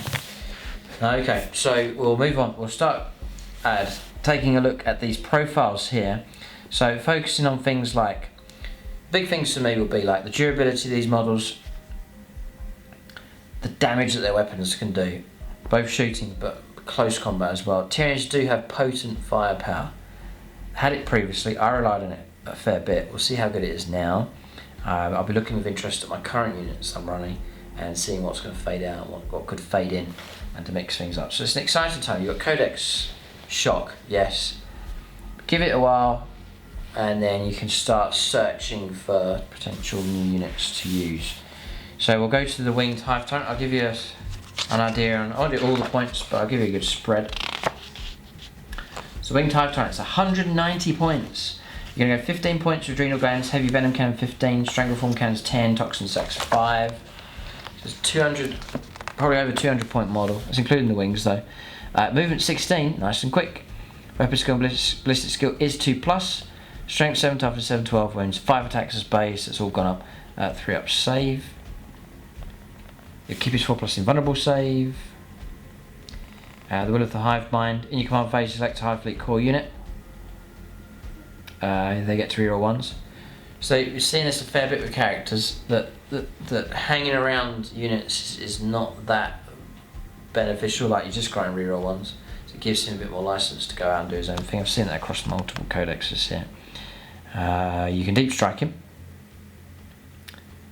which is very useful because you could equip him quite well with shooting because of the heavy venom cannon. Yeah.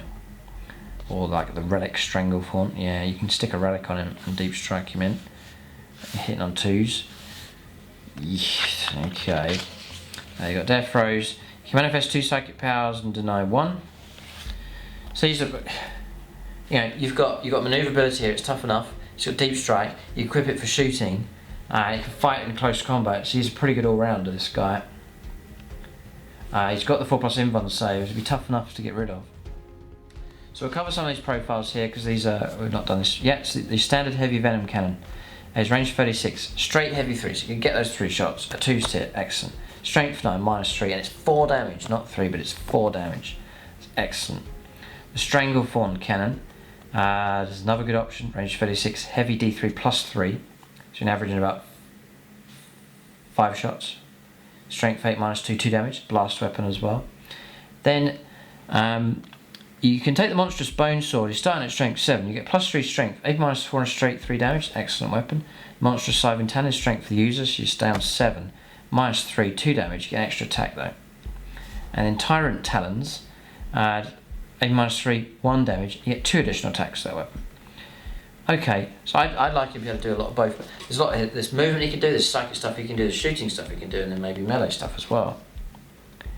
Can you take the sword and the gun? We'll have a look. So he's equipped with a monstrous bone sword at the tail, the prehensile tail, and the tyrant talons, and a lash whip. Right. Okay. So the model's monstrous bone sword and lash whip can be replaced with the shooting option. Okay. Okay. So yeah, you're not gonna. Okay, so in close combat he'll not be that great. Nope. Just get a lot of attacks, like 7 odd attacks at strength 7 -3, but 1 damage. So okay, but no, the potential's there. You just give him a shooting weapon for sure. Just the speed on wings is excellent. Just looking to see what else he gets here. Toxin Sacs. Then Toxin Sacs will a melee attack and a modified hit roll automatically wounds the target. So yeah, and in the prehensile tail, you can reroll when you fight. You can reroll a wound roll or a wound roll, 1 hit roll or wound roll. And the lash whip, the bearer gains the lash whip keyword. Each time the bearer makes a melee attack, reroll hit rolls of 1.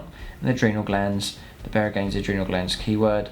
Add 1 to the move characteristic and add 1 to the strength characteristic of the bearer. So bumps him to strength 8. Okay, that makes the sword strength 11. Okay. That's it really. So yeah, he's okay. The danger of him being shot to pieces. If you want to try and preserve the firepower, just deep strike him in. He has that ability built in. Next is your standard on foot Hive Tyrant. He's 160 points, he's not too far off. Just dropping the wings, same kind of points for your upgrades. Don't really need to say much about him, he's going to be much the same, just without wings. His standard movement is 9, which then drops to 8, then 6. It's still not too bad. Movement 9 is swift enough. Because he's unnamed, he's customisable, with warlord traits, upgrades, relics, and so on. So you really could make him pretty good. And again, you could give him the relic shooting weapons. And a fantastic skull, brilliant model. So Swarm Lord, here we go. This is the usual model that I run. So for the Swarm Lord, you're looking for a well-equipped Hive Tyrant just short of about 200 points. Just over 200 points to the Winged Hive Tyrant. Swarm Lord, who used to be 260, I believe, is now 220. 220. Okay. He basically gets the same kind of movement 9. He gets an extra wound though, and extra strength. So strength 8, toughness 8.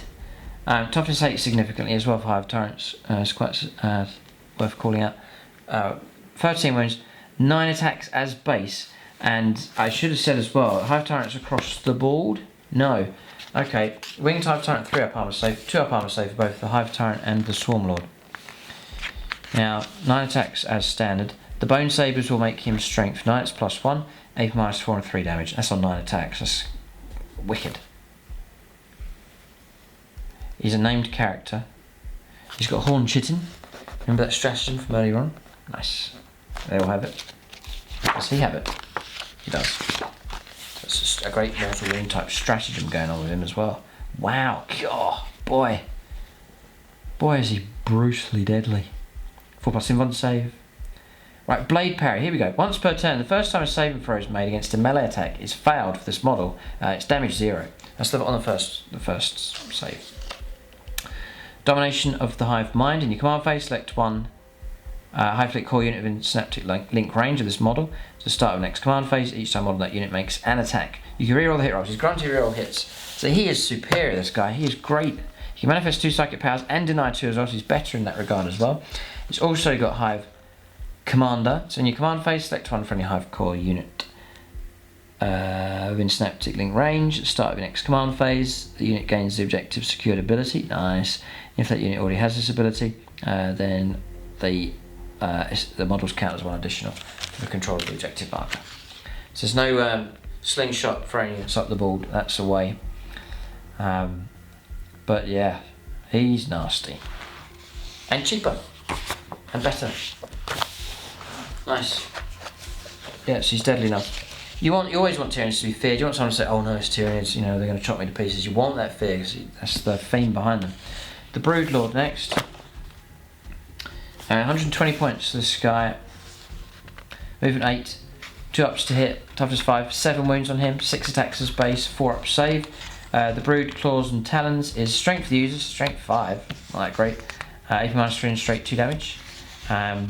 You can reroll your wounds, and unmodified 6 to wound is AP -5. He's got a 4+ invuln save.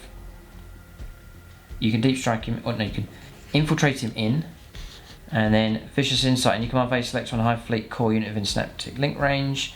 Model that's not already been selected for this ability this turn. To the start of the next command phase, each time model that unit makes a melee attack, unmodified wound roll of 6, improve the AP by 1. Oh no, you can manifest 1 psychic power and deny 1. I don't think he's that great at all.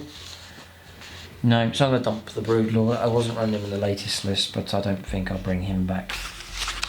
But I'm liking the Swarmlord. And if you run another detachment, you could even put a winged Hive Tyrant in. But because I'm liking those relic shooting weapons, and you want to stick them on a high ballistic skill. And yes, I'd love to get the kit again. Instead of making Swarmlord, make a plastic Hive Tyrant. Yeah. I don't know. Next is the Neurothrope. I'm not going to dwell on him too much. He can manifest 2 psychic powers and deny 2. He's good. 6 wounds, 5 up save, keeps a 3+ invuln save. I won't hang on to him too much. Psychic node, he gets +1 to psychic tests as well. It's a nice solid psycho, that one, the Neurothrope. And he's going to cost probably around about 100. He's 100. Okay. Again, you've got a Tyranid Prime. Might go for some of the profiles to just give you an idea on some of the weapons. He's got 6 wounds, this guy. 3 up save now for this model. The Tyranid Prime will cost you 85 points plus your upgrades. Really, it's just for adrenal glands, flesh hooks, and toxin sacs, which are all 5 points. So it's a cheap enough HQ choice. 6 wounds now, 3 up save isn't bad. And the ability here is Alpha Warrior. In your command phase, select one friendly Hive Fleet core unit within synaptic link range.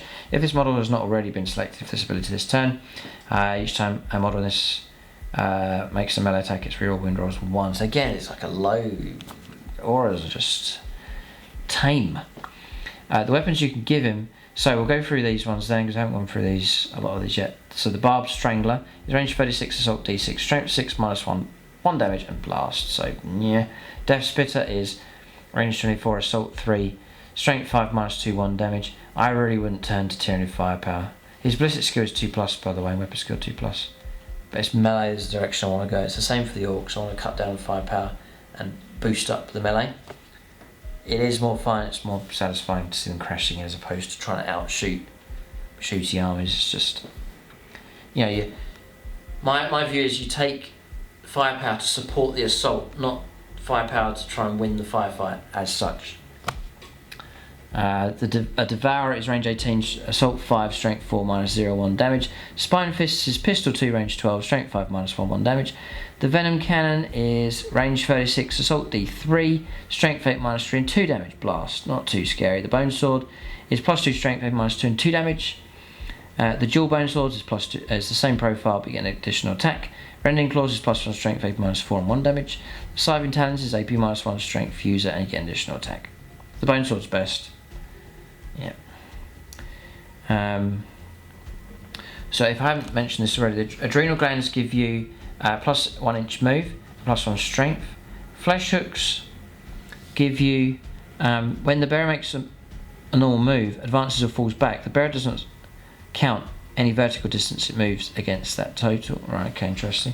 The Lash Whip is each time the bearer makes a melee attack, you reroll hit rolls of 1. That does help. In which case, a Lash Whip for him. Rerolling 1s. It's 2 stick rerolling 1s. Again, it's exceptional reliable hitting power with the Hive Tyrant.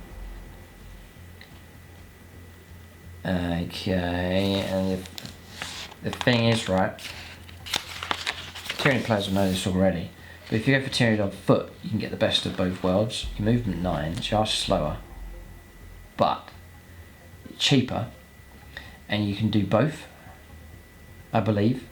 You can go for the combo of the shooting option and the melee option, so you are getting the best of both. You're losing speed, you can use other units to do that, but with him you could do decent firepower, really good firepower with Relic help and so on, and then really good in close combat with like the monstrous Bone Sword, strength 10. Yeah, with the Lash Whip, you know. Yeah, that's really good. Yeah, I need to press on. I'm formulating stuff already. I need to just keep going. Toxin Sacks. Each time you make a melee attack, it's 6 auto win the target. So on him, like a small type unit with minimal attacks, it's not that great. So Tyranid Prime, yeah, not really. You want units that are really going to do the job, but you could fulfill a role for you. So Tervigon next. So this thing has bumped up to 17 wounds. And it's 215 points. Adrenal Glands is 10 points, Toxin Sacks 5. It's tough to save, which it was anyway. 2 up save as well on this thing. 4 attacks for it. Weapon skill and ballistic skill 3+. So Stinger Salvos now is assault 8, strength 5 minus 1, 1 damage, range 24. The Massive Scything Talons is times 2 strength, strength 14, minus 5, d3 plus 3 damage. So you can get a bit of close combat ability with the Crushing Claws, or you can stick with the original Massive Scything Talons. Sweep is strength user, strength 7, AP minus 3, 2 damage. You get 2 additional hit rolls, or you can strike with it now, plus 3 strength, minus 4. And 2d3 damage. So it can stand up for itself a lot better in close combat compared to what it used to. Spawn Termagants then. In command phase you can do one of the following. Select one friendly Hive Fleet Termagants unit within 6 inches. Add 2d6 destroyed models from that unit are returned to it. Set those models back up on the battlefield with their 4 wounds remaining. When setting up these models on the battlefield, they must be set up wholly within 6 inches of this model and cannot be set up within engage range of any enemy units, unless these units are already within engage range of that Termagants unit. Fine. Once per battle, this unit can spawn a new unit of Termagants. If it does so, set up a new friendly Hive Fleet Termagants unit from the battlefield. Unit on the battlefield, not within engage range of enemy units, and hold within 6 inches of this model. That Termagants unit contains 10 models, each equipped with flesh borers, and if you're playing a game that uses a points limit, that unit does not count to any reinforcement points. Excellent, excellent, excellent. That's great. So the best situation for that thing is 2 large units, or a number of large units of Termagants. Keep repairing them, and then if you need to, give birth to a unit 10. Fine. Yep, so real camping out objective type stuff with this thing. Yeah, fine. Brood Progenitor. In your command phase, select one friendly Hive Fleet Termagants unit within synaptic range of this model that has not already been selected for this ability this turn until the start of the next command phase. Each time model that unit makes a ranged attack, add 1 to the attack's hit roll. Great. Wall of Flesh. Whilst a friendly Hive Fleet Termagants unit is within an inch of this model, that unit contains 15 or more and is closer to any enemy models than this model. Those enemy units models cannot target this model with ranged attacks. What? Right. Nice. Very thematic. Very cool. And you got Death Rose as well. It can manifest 1 psychic power and deny 1. Termagants are looking pretty good actually. Pretty good. Yep. Not bad. The Trigon Prime next. So, Trigon Prime is 175 points, 15 points for glands, 10 points for sacks. 10-inch move on this thing, which drops to 8 and 6. Weapon skill, blizzard skill 3+. 14 wounds now instead of 12, I think previously. 12 attacks, which sounds ridiculous. Lunacy, it's double what it used to be. I think it's 6 previously. 3 up save. So it's equipped with the Bioelectric Pulse, Containment Spines, Toxin Spike, and Trigon Scything Talons. The Trigon Scything Talons is strength user, strength 7, applies 3 and 2 damage. I'll not do all the profile here, I'll just try and do the main stuff. The Bioelectric Pulse is 8 shots, strength 5, -2, 1 damage, not too scary. You can give it all the upgrades there. It's got Serpentine Coils, so it's -1 to the hit roll against it in close combat. And then you get Bio Impulses in your command phase. Select one friendly Hive Fleet core unit within synaptic link range of this model that has not already been selected for this ability this turn. To the start of your next command phase, up onto advanced rolls and up onto charge rolls made for that unit. So, not bad on the Trigon Prime. Your old One Eye. 220 points. It's a 9 wound Carnifex hitting on 2s, 2 up save, toughness 7, movement 8. The thing about Carnifexes, there's no damage brackets, it's going to sit on 8 the whole game. 6 attacks. The Monstrous Crushing Claws, no minus to hit rolls, +4 strength, so strength 10, -3, D3 +2 damage. The Monstrous Scything Talons, we've covered that already, and the Fresher Scythe. Okay. It makes 3 additional attacks with this weapon, and no more than 3 can be made with this weapon, resolving that fight. It's got Armoured Exoskeleton. So this is the thing about Carnifexes now. Each time attack is allocated, this model subtract 1 for the damage characteristic of that attack to a minimum of 1. This is really helpful. This is not punitive of anything else that affects damage. You've got Berserk Rampage. Each time this model fights, it's got Armoured Chitin. It's got Horn Chitin. Okay. Each time this model fights, if it made a charge move or performed heroic intervention, then until the fight is resolved, add D3. It's add D3 +1 to the attacks characteristic of this model. God. And you've got Chitin Horns. Each time this model makes a melee attack, improve the AP by 1. So like AP -4 for the claws, for example. You've got Alpha Leader in your command phase, select one friendly. It's not Synapse. And your command phase, select one friendly Hive Fleet's Carnifex model within 9 inches of this model. Start the next command phase. You get +1 to the hit roll. It regains on regeneration.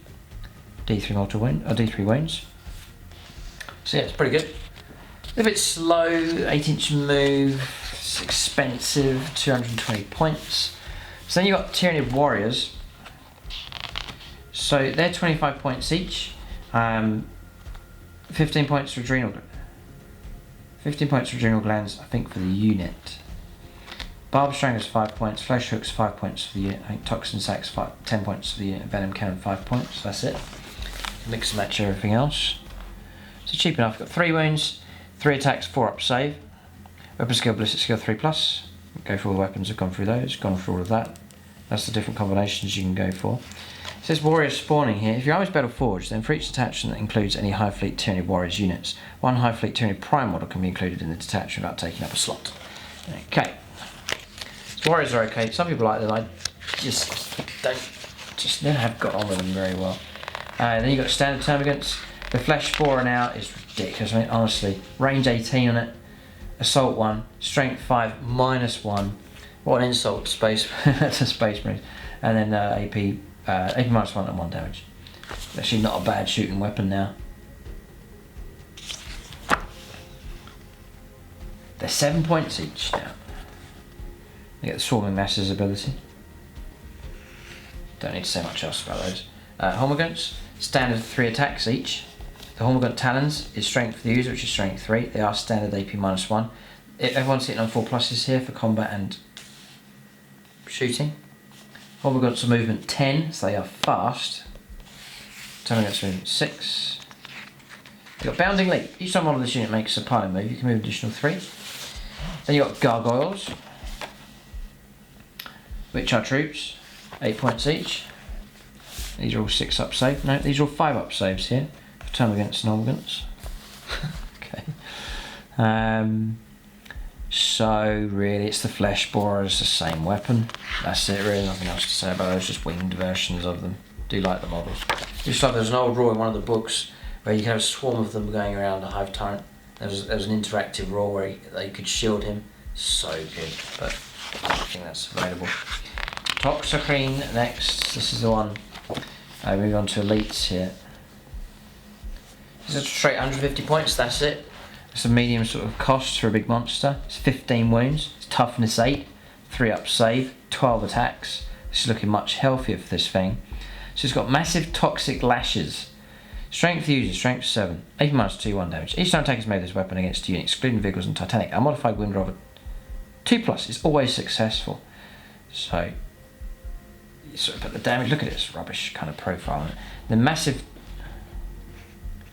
that's melee, yeah. The massive toxic lashes for shooting, range 8, assault 2d6, strength user, AP -2, 1 damage. Each time attack is made with this weapon, it's 2 to wound again. I guess he can fire whilst he's in close combat as well, which is quite good. He'd probably do quite well against Horde light armor targets actually. Massive grasping tendrils. Once per turn, an enemy unit, excluding aircraft, within engagement range of this model is selected to fall back. This model can use this ability. If it does so, roll 1d6, adding 1 to the result. If the unit has the infantry keyword on a 3+, you can't fall back. You must remain stationary instead. And then choking spores aura whilst an enemy unit is in 3 inches of this model. Each time model in that enemy unit makes an attack, subtract 1 from the hit roll. And then hypertoxic miasma. Start the fight phase for each enemy unit within engagement range of this model. Roll d6 on a 4+, it's d3 mortal wounds. It's not eligible. So it's not per model, it's each unit. So there's a chance to cause some mortal wounds. Would like to see more mortal wounds coming from this thing. So yes, it's okay. Then you got Tyrant Guard. Yep, 40 points each. If given crushing claws, it's 10 points. Adrenal glands, 15 points for the unit. Toxin sacs, 10 points for the unit. 4 wounds each. These 3 attacks. They were hitting on 3+ for close combat, 4+ for shooting, 2 up save. The crushing claw, the upgrade, is +3 strength, AP -3 and 2 damage. The bone cleaver is strength use, AP -1, 2 damage. Rending claws, we've seen those already, so I've seen those. Okay, so the guardian organism. Whilst a friendly Hive Tyrant is within 3 inches of this unit, enemy models cannot target the Hive Tyrant. So for bodyguard, if you really are concerned you're going to get shot to bits, which in the horrors of war and the brutality of 9th edition, it would let you be more bold with your Hive Tyrant if he's really worth protecting, which if you equip him well, you know, he could be the cornerstone of your army. So a few of these acting as a... If you're subtle, if you're very, very subtle, you can do things like, correct me if I'm wrong, hide these and keep the Hive Tyrant visible. His opponent can see the Hive Tyrant, but you can't shoot at them because of those, and these are hidden and you can't see those and can't shoot at them. You could do real clever stuff. It just says you can't shoot him whilst within 3 inches of this model. It's different to the usual rules for targeting characters, I think. So for example, you could have these tucked around a corner, hidden away behind the Hive Tyrant, and the opponent still can't shoot at the Hive Tyrant, even though the Hive Tyrant's closer, I think. So there's all sorts of funny stuff you could do. The Tyrant Goading. Whilst this unit is in 3 inches of any friendly Hive Tyrant models, add 1 to your attacks characteristic models of this unit, so they can fight and chomp in their own rights. They're not a total waste as far as just a bodyguard. They can do their own thing. And then Ablative Brood. If your army's battle forged, then for each Hive Tyrant, it's not going to count as a battlefield slot. So Tyrant Guard, yes. What size can you go for? 3 to 6, so probably around 3 would do the trick quite nicely. And probably no upgrades because they're just going to be bullet magnets. So it'll be 120 points. Yeah, it's expensive, but tough choice that one. Lictors, which I was hoping to be improved, they have, but are they that terrifying? There's now 70 points each. I think they were 45, but for that you're going to get movement 10, so very, very quick. Weapon skill is 2+, strength 7 now, really good. Toughness 5, 5 wounds, 4 up save, 6 attacks as standard. The claws and talons are AP -3 and 2 damage. They could go on a bit of a character assassination with these. They've got flesh hooks, which they can climb over stuff nice and quick, which you've covered already. So comedic skin. Each time an attack is made against this model, subtract 1 from the hit roll. That's for melee and shooting. Yep. Whilst this model is receiving the benefits of cover, it cannot be selected as a target of ranged attack if the attacker is more than 12 inches away. That's excellent. And it's a 5+ invulnerable save as well, so they could be difficult enough to root out. Then with the rules, what can they help you? Because they're individual models, what can they do? Not characters or anything. You can't get engaged on fronts with them. Not sure. It's experimental, I guess, to find out what uses they have, but their profile is massively improved and they'd be dangerous enough in close combat and quick enough around the board. So I'll tell you what, right? A resculpt in plastic, that's what they need, and it could be the most incredible model. Games Workshop did the Parasite of Mortrex, which is, it's alright, but that's what should have been done. Plastic lictors, because the concept and the design of the lictor is amazing. So done in fine detail plastic, multi-pose. I'm sure it would be a bigger model, more filled out, more intricate, the design of it, and it would just be utterly incredible. That's what's needed. The resculpt, and that'd be a massive incentive to get into these guys again. So comedic skin is all good. The rules are solid enough here. Inhuman swiftness. Start the fight phase. If this model is in engagement range, you can fight first. Fantastic. And hidden hunter during deployment. You can select this model in hiding. So we'll just keep reading here. So if you do so, then in reinforcement step 1 in movement phases, you can set this model up wholly within 6 inches of any battlefield edge or any terrain feature, more than 9 inches away from any models, more than 6 inches away from any models if this model is wholly set up within your deployment zone. Until the end of the turn, you can reroll charge rolls made for this unit. Or more than 6 inches away from any models if this model is wholly set up within your deployment zone. Yeah, so got a bit of a counterpunch unit. You get reroll charges built in for him as well. So, Lictor, sort of a mini distraction type unit. You couldn't ignore him because he could cause trouble. Yeah, I like the profile of the Lictor. Who knows, but I really hope Games Workshop do a resculpt. They've got so much amazing models in plastic, the Lictor's desperately neglected. You've got Death Leaper here, which could be like a plastic option to build from the Lictor kit. 7 wounds on him, 4 up save, 7 attacks, strength 7, toughness 5. That's all good. The talons the same. We've got ones that are repeating themselves here, but there's a new one, an extra one. Sorry, this one has a 4+ invulnerable save, not a 5+. That's better. And then, whilst enemy units are within 6 inches of this model, you can't perform actions. And then Fear of the Unseen, while an enemy unit is within engage range of this model, it cannot be selected for stratagems used by your opponent, and that unit cannot be affected by stratagems used by your opponent when the unit is selected to shoot or fight. Lots of little extra rules for Death Leaper. I guess Lictors are 70 points, Death Leaper's probably around about 100.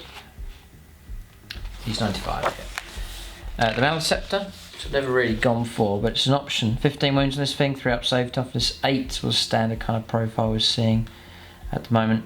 You've got the massive Siphon Talons on this thing as encephalic diffusion, so you can perform this psychic action. It's warp charge value of 6.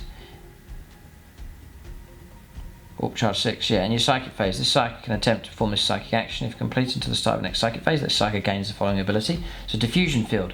Friendly Hive fleet units within 6 inches. Each time a ranged attack is made against the unit, subtract 1 from the strength characteristic of that attack. That's it. Okay. Psychic barrier, 4+ invulnerable save, and the psychic overload. Each time this model successfully manifests a psychic power, completes a psychic action. If the result of the psychic test was 7 or more, after resolving that psychic power, the closest enemy unit within 12 suffers the number of mortal wounds shown on the table below. So this model's wounds remaining, it's 3 mortal wounds on 8+, 5 to 7 it's 2+, so the more wounds it has left, the stronger the output of mortal wounds. And this model can attempt to manifest 2 psychic powers and deny 1. So 170 points. Okay. It's Pyrovores. I'm not going to go through all of these here. The main weapons then is the Flame Spurt, Burning Spray you can go for. You've got 2 profiles. Range 12. Range 12. Assault D6, Strength 6, -2, 2 damage. Auto hits the target. Or Pyro Gout. Range 18. Assault 2d6, Strength 4, -1, 1 damage. Auto hits the target.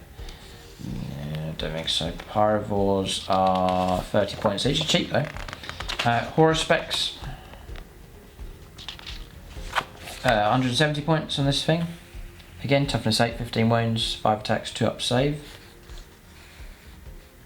The Grasping Tongue. Range 12. You can shoot out with it. Assault 1, Strength 6, -3, 6 damage. Sorry.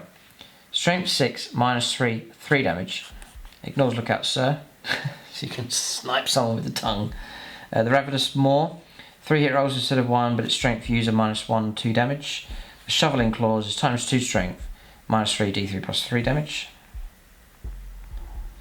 Every time an enemy model is destroyed as a result of an attack by this model, you regain a lost wound, to a maximum of 3 per phase. Whilst enemy units within 6 inches of this model, subtract 2 from the leadership characteristic of that unit. That's it. So that's okay. There's plenty of options. So Venom Thropes. I used to use them to protect models with their shrouding ability. See what they can do now. 35 points a time. They're cheap. They are cheap enough. They're 5 attacks here. 4 wounds, 4 up save. Strength 5, toughness 5. Weapon skill, ballistic skill 3+. The movement 8. So the profile's pretty good for the points you're paying. The lashes are strength for the user, AP -1, 1 damage. Each time attack is made with this weapon. Excluding vehicles and Titanic units is 2 to wound. The Grasping Tendrils, once per turn, an enemy unit excluding monster or vehicle units within engaged range is selected to fall back. You can use this ability. If it does so, roll 1d6 and a 4+. You can't. Toxic Miasma. At the start of the fight phase, you can select one enemy unit within 3 inches of this unit.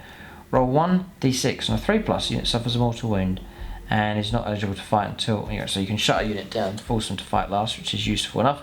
And then Faust Spores, or ability, whilst a friendly high fleet unit excluding Titanic is within 6 inches, each time range attack is made against that unit, it's -1 to hit roll. So there's no funny stuff about the size of the unit anymore. So you can have one of them left and you'll still grant it. So there is the -1 to the hit roll if you want to go down that route. You have to take units of 3 to 6 though, so you can't take individual ones, which would be cheesy, but so you could go for 3 of them, which would cost you about 100 points. Zoanthropes. Again, units of 3 to 6.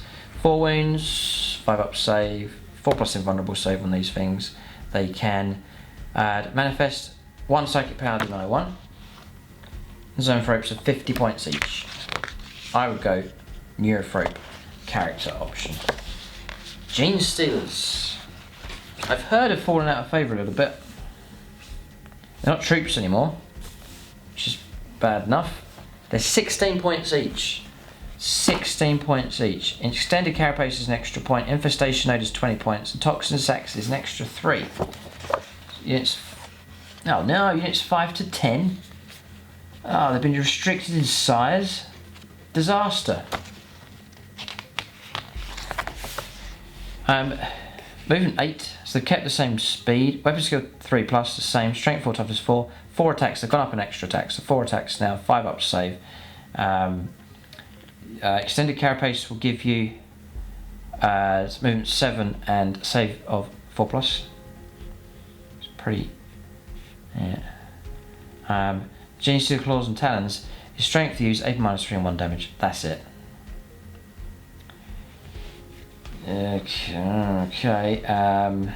You can't bless them with the Broodlord to give them +1 to the hit rolls anymore, I don't think. I'll call out the rules for Infestation Node. Infestation Node markers have the following abilities. Hive Infestation, new command phase, select one friendly Hive Fleet Gene Stealers unit within 3 inches of this marker that's not already been selected for the ability this turn. Up to D3 destroy models are returned to the unit. When setting these models up on the battlefield, they cannot be set up with engagement range of any enemy units.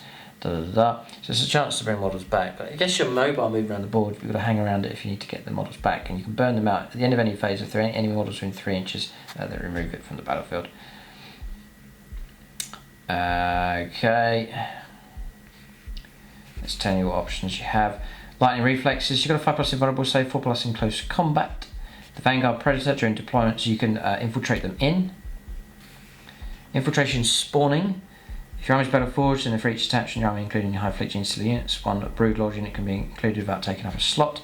Insidious Infestation. This unit is equipped with an infestation node, but you did not set it up a friendly infestation node within an inch. You can perform the following action.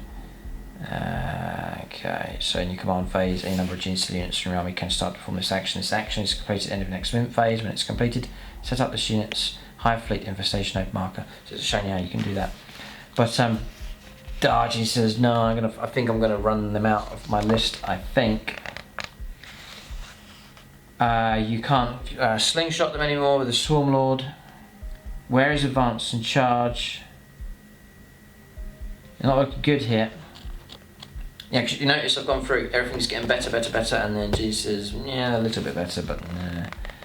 Okay, and they're expensive really for what you're getting. They're vulnerable. One of the vulnerabilities, they get shot to bits. So maybe not. I'm thinking something else here, which means if I drop my GC, large GC units, this could create a lot of points, but freed up to bulk the army out quite nicely. Then you've got Raveners. I was running these on and off. This is fast attack now, I believe. Yeah, they're 30 points each. 5 attacks base, strength 5, toughness 5, 4 wins now on these. I think there were 3 previously. 4 up save. Rending Claws is just +1 strength, -4. Lots of attacks. Serpentine Bodies, each time a melee attack is made against this unit, subtract 1 from the hit roll. Nice. And Vicious Devourers, each time model this unit makes a melee attack, if that model is not equipped with any ranged weapons, reroll hit rolls of 1. So yeah, pretty good. The thing about Raveners is they're very quick, they're moving 12. So they're not bad, they've got death from below ability as well. So yeah, okay. Ripper Swarms. 4 wins each, 6 up save, 4 attacks. Lesser Organisms, don't count as anything. Burrow and Squirm. Each time a ranged attack is allocated to a model, this unit, whilst receiving the benefits of cover, add 120 armor saving throws. But you can use them as speed bumps and distraction units and type units that can tap units out and so on. There's like a tactical use for them. That's Ripper Swarms. The new model next, the Parasite of Mortrex. So, Rippers, by the way, 50 points of base, 10 points for the unit to give them Spine Maws, and the Parasite of Mortrex is 80 points. So for this one, 16-inch move, weapon skill 2+, strength 5, toughness 5, 6 wounds, 6 attacks, 4 up saves. The profile's great. The clawed limbs is strength for the user, 8 -2 and 1 damage, not that scary. The barbed ovipositor is +1 strength, melee weapon, 8 -1. Parasitic infection. Each time the bearer fights, it makes 1 additional attack with this weapon, no more than 1. Okay. And then the parasitic infection. Each time you make an attack with this weapon, successfully wounds an enemy unit, excluding vehicle units. The unit suffers a mortal wound in addition to any normal damage.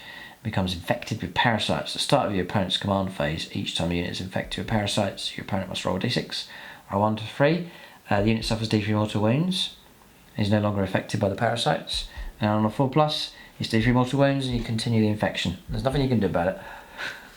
If that unit suffers 2 or more mortal wounds as a result of this ability, set up a new friendly Hive Fleet Ripper Swarms unit on the battlefield. Alright, so they're bursting out of them. Very cool. Within 3 inches of that unit, not within engage range of any models, and so on and so on. It itches. While a unit is infected with parasites, it loses objectives secured. Annoying. Shadow Hunter. Each time attack is made against this unit, subtract 1 from the hit roll. And it's got death from above as well. So interesting little thing. Then the Morlock. I was running one of these. The rules have changed for this, perhaps for the worse. So Morlock's cheap enough. Run to heavy support now. No, Morlock's now fast attack. 125 points, it is cheap enough. I'm trying to fly through this as quick as I can, condense this as much as possible for you. So movement 10 now. I think it was 8 previously. It's movement 10. 14 wounds, a couple of extra wounds. 16 attacks, which sounds like, wow, amazing. 16 attacks, and then 3 up save. It's equipped to Morlock Scythe and Talons. So you go to Morlock Scythe and Talons, strength of the user, strength 7, AP -1 and 1 damage, so 16 attacks, junk. The Toxin Spike is strength of the user, AP -3, 2 damage. You get an additional attack with that weapon. That's just the one. The Biostatic Rattle Start the fight phase, select one enemy unit within engaged range of the bearer, roll 3d6. The result is greater than the leadership, which is a fair chance of doing. At the end of that phase, each time model that unit makes attack, the attack's hit roll cannot be re-rolled, and the wound can't be re-rolled. The pre-hints are pints a tail, you can re-roll one hit roll or one wound roll per fight phase. When you select it to fight, yeah. You get death from below. So here we go, this is it. So you got profile's pretty poor, he's not going to do very much. But terror from the deep. In your command phase, if any Morlock models from your army are underground, you can select one of those models and select 1 point on the battlefield and place, so you can't multi-borrow by the looks of it, it's 1 per turn. You can select one of those models and select 1 point on the battlefield and place a terror from the deep marker on that point. If you do so, that model cannot be set up using its death from below ability this turn, and start of the reinforcement step of your next turn's movement phase, roll 1d6. So this is something where the problem is, your opponent's a bit like the orbital bombardment, your opponent's got a turn to move away. So yes, you could choose a point where there's like a home objective and you can force the opponent to move away from it, and it might force them to, they might think, oh, I'll have to stay where I am and take the hit. But it's not good. So, in the reinforcement step of your next movement phase, and bearing in mind the opponents had a chance to move away, roll 1d6 for each enemy unit within 6 inches of the centre of the marker, adding 1 if to the unit being rolled for contains between 6 and 10 models, add 2 if it's 11 or more. On a 3 to 6 it's D3 mortal wounds, on a 7 plus it's D3 plus 3 mortal wounds. Then set the selected Morlock model anywhere on the battlefield within 12 inches of the centre of that marker, not within engaged range of enemy units. If that Morlock is set up within 9 inches of any models, then it cannot charge. So in other words, saying if you do set up over 9 inches away, you can attempt to charge. It's -1 to hit in close combat. Distensible jaws, each time this model is selected to fight, select an enemy unit, excluding vehicles, within engaged range as model roll 1d6. On a 2 to 5 it's D3 mortal wounds, on a 6 it's 3 mortal wounds. Any models are destroyed as a result of those mortal wounds until the next turn. Until the end of the turn, the enemy unit counts as being below half strength for the purposes of combat attrition. So yeah, it's okay, but the main deadly killer part of it has got a time delay on it now, which is a shame. It is a shame, but it's a cheap unit though, so maybe it'll be considered. Then you got your standard Trigon. So that's now fast attack as well. It's 145 points for that thing, 14 wounds, 12 attacks. Equipped with the, this one's talons are better. The Trigon Siren talons are user strength user -3 and 2 damage. Still, it's not that scary. There is that stretch of 3 roll wounds, which would be useful. And that's it. I'm not going to cover too much on that, really. You got mucoid spores. Yeah, I've been looking at these. So, yeah, mucoid spores. So it's 20 points each. Units of 1 to 3. Right now, watch this. Your profile is just a poor profile. It's 4 wound model, and it's just junk. It's a slow move, 4-inch move. So, drone bioform. You auto pass morale. You can't perform actions. You can't charge. Oh, that's annoying. This unit and any models within it are ignored for the purposes of mission objectives or agendas. Each time an enemy unit is set up on the battlefield, this unit and any models within it are ignored for the purposes of your range, keeping 9 inches away. Each time an enemy unit makes a normal move, advances, fallbacks, or makes a charge move until that move is finished, models in that unit can move horizontally through models in that unit, so you can pass through stuff, so you can't block with them either. And it's ignored for the purpose of lookout, so your characters can't shelter behind them. So floating death, each time one of this unit ends a move within 3 inches of enemy units.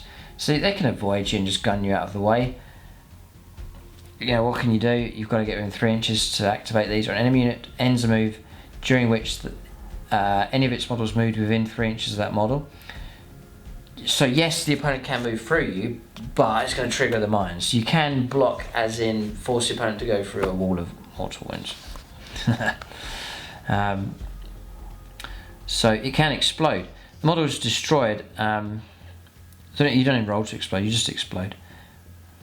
Select one of those enemy units and roll d6. On 2 to 4 it's d6 mortal wounds. On a 5 plus it's d3 plus 3 mortal wounds. So it's potent enough if you can get it to work. Yeah, and you can deep strike them in. So something to think about with them. Then you've got Spore Mines, same kind of stuff. I think they're about 10 points each. They're 10 points time units, so 3 to 9. I absolutely love the concept of these. Never got them. It's a tragedy, but I love the concept of them. Love the sculpts of these and the ideas behind them, and the whole fluff and the concept of them. The floating death ability with these then is on a 2 to 4. It's 1 mortal wound. On a 5+ it's D3, so significantly less. They are more deadly, for sure. I don't know, I'm not sure about those. So the Exocrine, this is one of the big monsters. On 70 points. Toughness 8, 15 wounds on this thing now. A 2-up saves, there's a bit more durability being added to it, which is great. And the bioplasmic weapon, the cannon, is range 36, heavy, D3 plus 6 shots. That's fantastic. There's no more having to sit still and all that kind of stuff. You're a monster, so you can move 8. So this is all good. Strength 8, -4, straight 3 damage. It's a blast weapon as well, so it can cause horrific damage against larger multi-model targets. And symbiotic targeting. In your movement phase, if you remain stationary, or you move a total distance of less than half until the end of the turn, each time this model makes a ranged attack, the target doesn't receive the benefits of coverage. You strip cover us about it. But I think I'll still run one of these. It's, against multi-targets, it will cause real problems. You've got Biovores, because they kick out Spore Mines. I'll not really go into those. They're 45 points each. Carnifexes. Now, we've sort of covered a little bit of our one eye. 9 wounds on these things, right? So the advantage of that is that they're almost there at a tank. Your tank's about 10 wounds. It's almost equivalent number of wounds to a tank. Built like a tank, toughness 7. 2-up save now on these things as standard. This is standard Carnifex. 4 attacks as base, which sounds quite low, but I guess there's stuff you can have on top.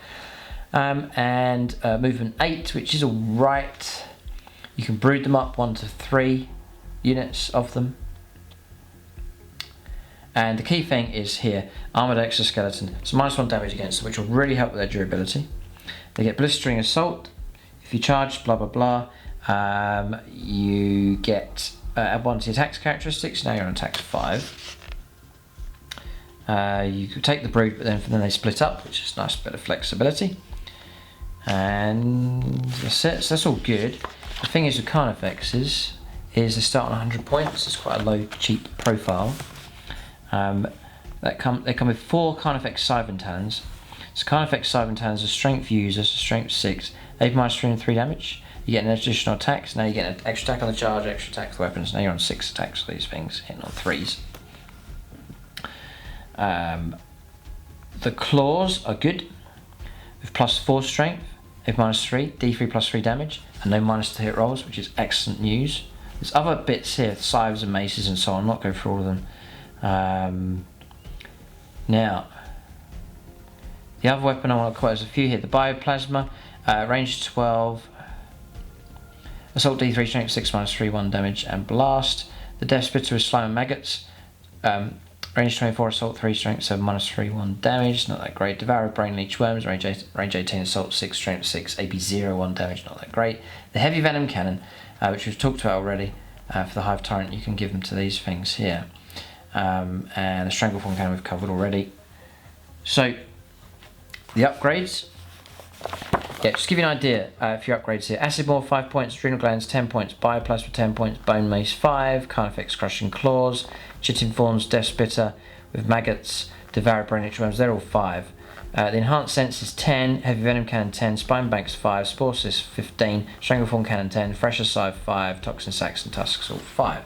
So we're adding a few upgrades to this thing, but looking about 110 to 140 odd points to well equip one of these. I'd love to run a couple of broods and just throw them in and see what happens. The -1 damage will be big on these. So your upgrades, the Acid Maw gets the keyword, Adrenal Glands, Chitin Fawns, each time the bearer makes a melee attack, improve the AP by 1. You might need it, but it's already pretty good. Enhanced Senses, Ballistic Skill 3+. So you can make them into pretty good gun platforms. Because there's no damage bracket on these, you're going to stick at the same damage, same ballistic skill, in which case it'll be 3+. So the Venom Cannons are really good, so that's an option. And then Tusks, you get Horn Chitin keyword, and that's where you get those mortal wound, charge, shock attacks. And that gives you, it's 5 points to do that. I think it's well worth it. Yeah. And the thing is that you go for the shooty option. I think you could take like the heavy venom cannon, for example, take the crushing claws, and now you've got this balance between yes, gun platform, yes, close combat ability at the same time, which I think is good. You know, you're achieving two things. So I sort of spent a lot of time on this codex review already, but Carnifexes, I'm rating them. Tons of diversity, tougher, meaner, deadlier than before. Pretty keen on points. Very customizable. It's excellent. So maybe this could be the comeback for these. I'm hoping so. Carnifex, then you then go on to Screamer Killers. They're 115 points to start off with, and really the only upgrades is your adrenal glands, spore assists, and toxin sacs. If your standard stat line for this is movement 10, so they're fast Carnifexes now. Weapon skill 3+, 9 wounds, all the same, but attacks of 10. Ridiculous. 2 up saves still. And the talons are strength user, which yeah, but it's -3 and 3 damage. So you can get +1 strength for adrenal glands. Yeah, an extra move as well, so you get an 11-inch move. Nice. The same -1 damage against it, same blistering assault. You get terrifying ability. Yeah. Screamer Killers, I could do a brood of 3 of those and throw them up the board. Yeah, that's a lot of wounds the opponent to try and get through. Scary, that the Screamer Killers are scary. Then you got Thornbacks. 115 points again, and then Adrenal Glands 10, Enhanced Senses 10, Spine Banks 5, Stranglethorn Cannon 10, Pressure Side 5, Toxin Sacs 5. But again, quite cheap in points. 9 wounds, 4 attack space for these. They come with 2 Devourers of Brain and H-Worms, 2 Carnifex Scythe and Talons. Just the abilities for these then really is Vicious Hunter. Some model. This model makes a ranged attack. The target loses light cover. And 6s improve the AP by 1. Yeah, makes extra AP -1 for Chitin forms in close combat, and that's about it. So yeah, they're alright. Screamer Killers for me, and shooty regular Carnifexes. You got Hive Guard, which were nerfed, as people have said. It's come as a bit of a shock, I think, to people. 50 points a time. The Impaler Cannon's an extra 10. And you got Toughness 6, 4 wounds. Not that great, really. And then the Impaler Cannon is heavy 3. That's good, but it's strength 6 now. AP -2, 2 damage. You can you lose light cover, and you can fire over stuff at targets you can't see, but strength 6 is a real disappointment. The Shot Cannon is a bit better, strength 7, but it's assault 2. Strength AP -2, 3 damage. Over vehicles, you always wound on a 4+, and if you do wound, it's a mortal wound. So yeah, maybe on those they are common standard as ballistic skill 3+. You get defensive stance, so you can perform this action. At the start of your command phase, any number of Hive Guard units around can start to perform this action. The action is completed at the end of your next movement phase. When it's completed at the start of your next movement phase, each model in the unit counts as 3 models when determining the control of an objective marker. Okay, and then you've got the Tyranids. So I'd like to keep these big guns in my list here. 17 wounds on this thing. It was 14 wounds, now it's got 17. 2 up save it keeps, toughness 8 as well. And the big question is the Rupture Cannon. And the Rupture Cannon is range 48, heavy 3, so know what number of shots I'm getting, strength 14, -4, d6 +4 damage, which is excellent. It's not bad. Yeah, it's ballistic skill 3+. Any kind of reroll going on will really help these. I guess I can do the mixed detachments maybe, to try and do like a gun detachment to give someone benefits for that, and then like an assaulty type detachment maybe. And that's it. No kind of extra bonuses going on, which is a bit of a shame, like for sitting still and so on. That's all gone. They actually might be able to move around, give them license to move a bit more. The Tyranids, I'm not going to spend too much time. That's really transport model, really, isn't it? I think. Yeah, transport models basically. The Hive Crone. Oh, turn effects. 170 points. Not bad, really, not bad. So then you've got the Hive Crone. I don't want to spend too much time on this. It's a flyer, 150 points. The Draw Cannon, which I'm waiting for this to improve. Assault 2d6, range 18. Strength 6, -2. 1 damage, auto hits. It's alright. 13 wounds. Gets a 3-up save. And the Tentaclids, Assault 4. Just seeing how many you would actually get. Just says Tentaclids, just you get 1 set. Strength 8, -3, 2 damage. It's forced to win vehicles. And each time you do allocate the wound, it's damage 4 against vehicles. Still not too scary. Yeah, I'll not spend too much time on that one there. Then the Harpy now, people are saying what you can do. Harpy's 160 points. And you can give it. Yeah, the Harpy, 160 points. Heavy Venom Cannon, 5 points. And you can get 2 of them. So now all of a sudden you're getting 6 shots. Hitting on 3s, strength 9, -3 and 4 damage. Ridiculous. Now I can do Spore Mine Sisters as well. Oh no. I'm tempted to get a Harpy. Then you got Spore Assist. Just there. And we'll leave that one, and then that's it. That's the weapon profiles points, which have covered the vast majority of them in this review. Exhaustive review. Tyranids, a lot of diversity here with unit choices. Rules wise, there's loads of rules now, some helpful stratagems coming through. Even with your high fleets, you've got tons of options there. You've got traits, auto traits, relics, psychic powers, so loads of bonuses going on, and just tons of options here. So you know, get over your Codex shock of all the new stuff here with the book, and then just enjoy the process. I'm enjoying my codexes now. Months down the line, so I'm really enjoying the Orc Codex at the moment, for example, because I've had a few months to chew it over, play a few games, try some stuff, know the book quite well, and then you start to enjoy it because there's still more stuff to discover. So hopefully that'll be the same with the Tyranids. It's obviously a wide enough collection on the channel already, models wise, so hopefully be able to assemble an army quite quickly. The next stage for the Tyranids will be an army development video. That'll be over on YouTube channel membership, and then some experimental battles as well. But that's the review. Keep a look out for more reviews on the channel. Do check out Goblin Gaming. The link for them in the video description below. When you use that link, it doesn't cost you anything. It's just a unique link for this channel, and then I get a little bit of kickback from Goblin for that link, and I actually put it into a fund where I get models for the channel. So when you go and buy your models, it actually helps me get more models on the channel. Who knows, it could be more Tyranids coming onto the channel. But just use that link, it helps the channel in a small way. Much appreciated. And you can go on there and get discount 40k and other discount gaming systems from them as well. And you can pre-order your Codex, no doubt, from Goblin Gaming as well. That's the review. Thanks for watching, and tune in next time.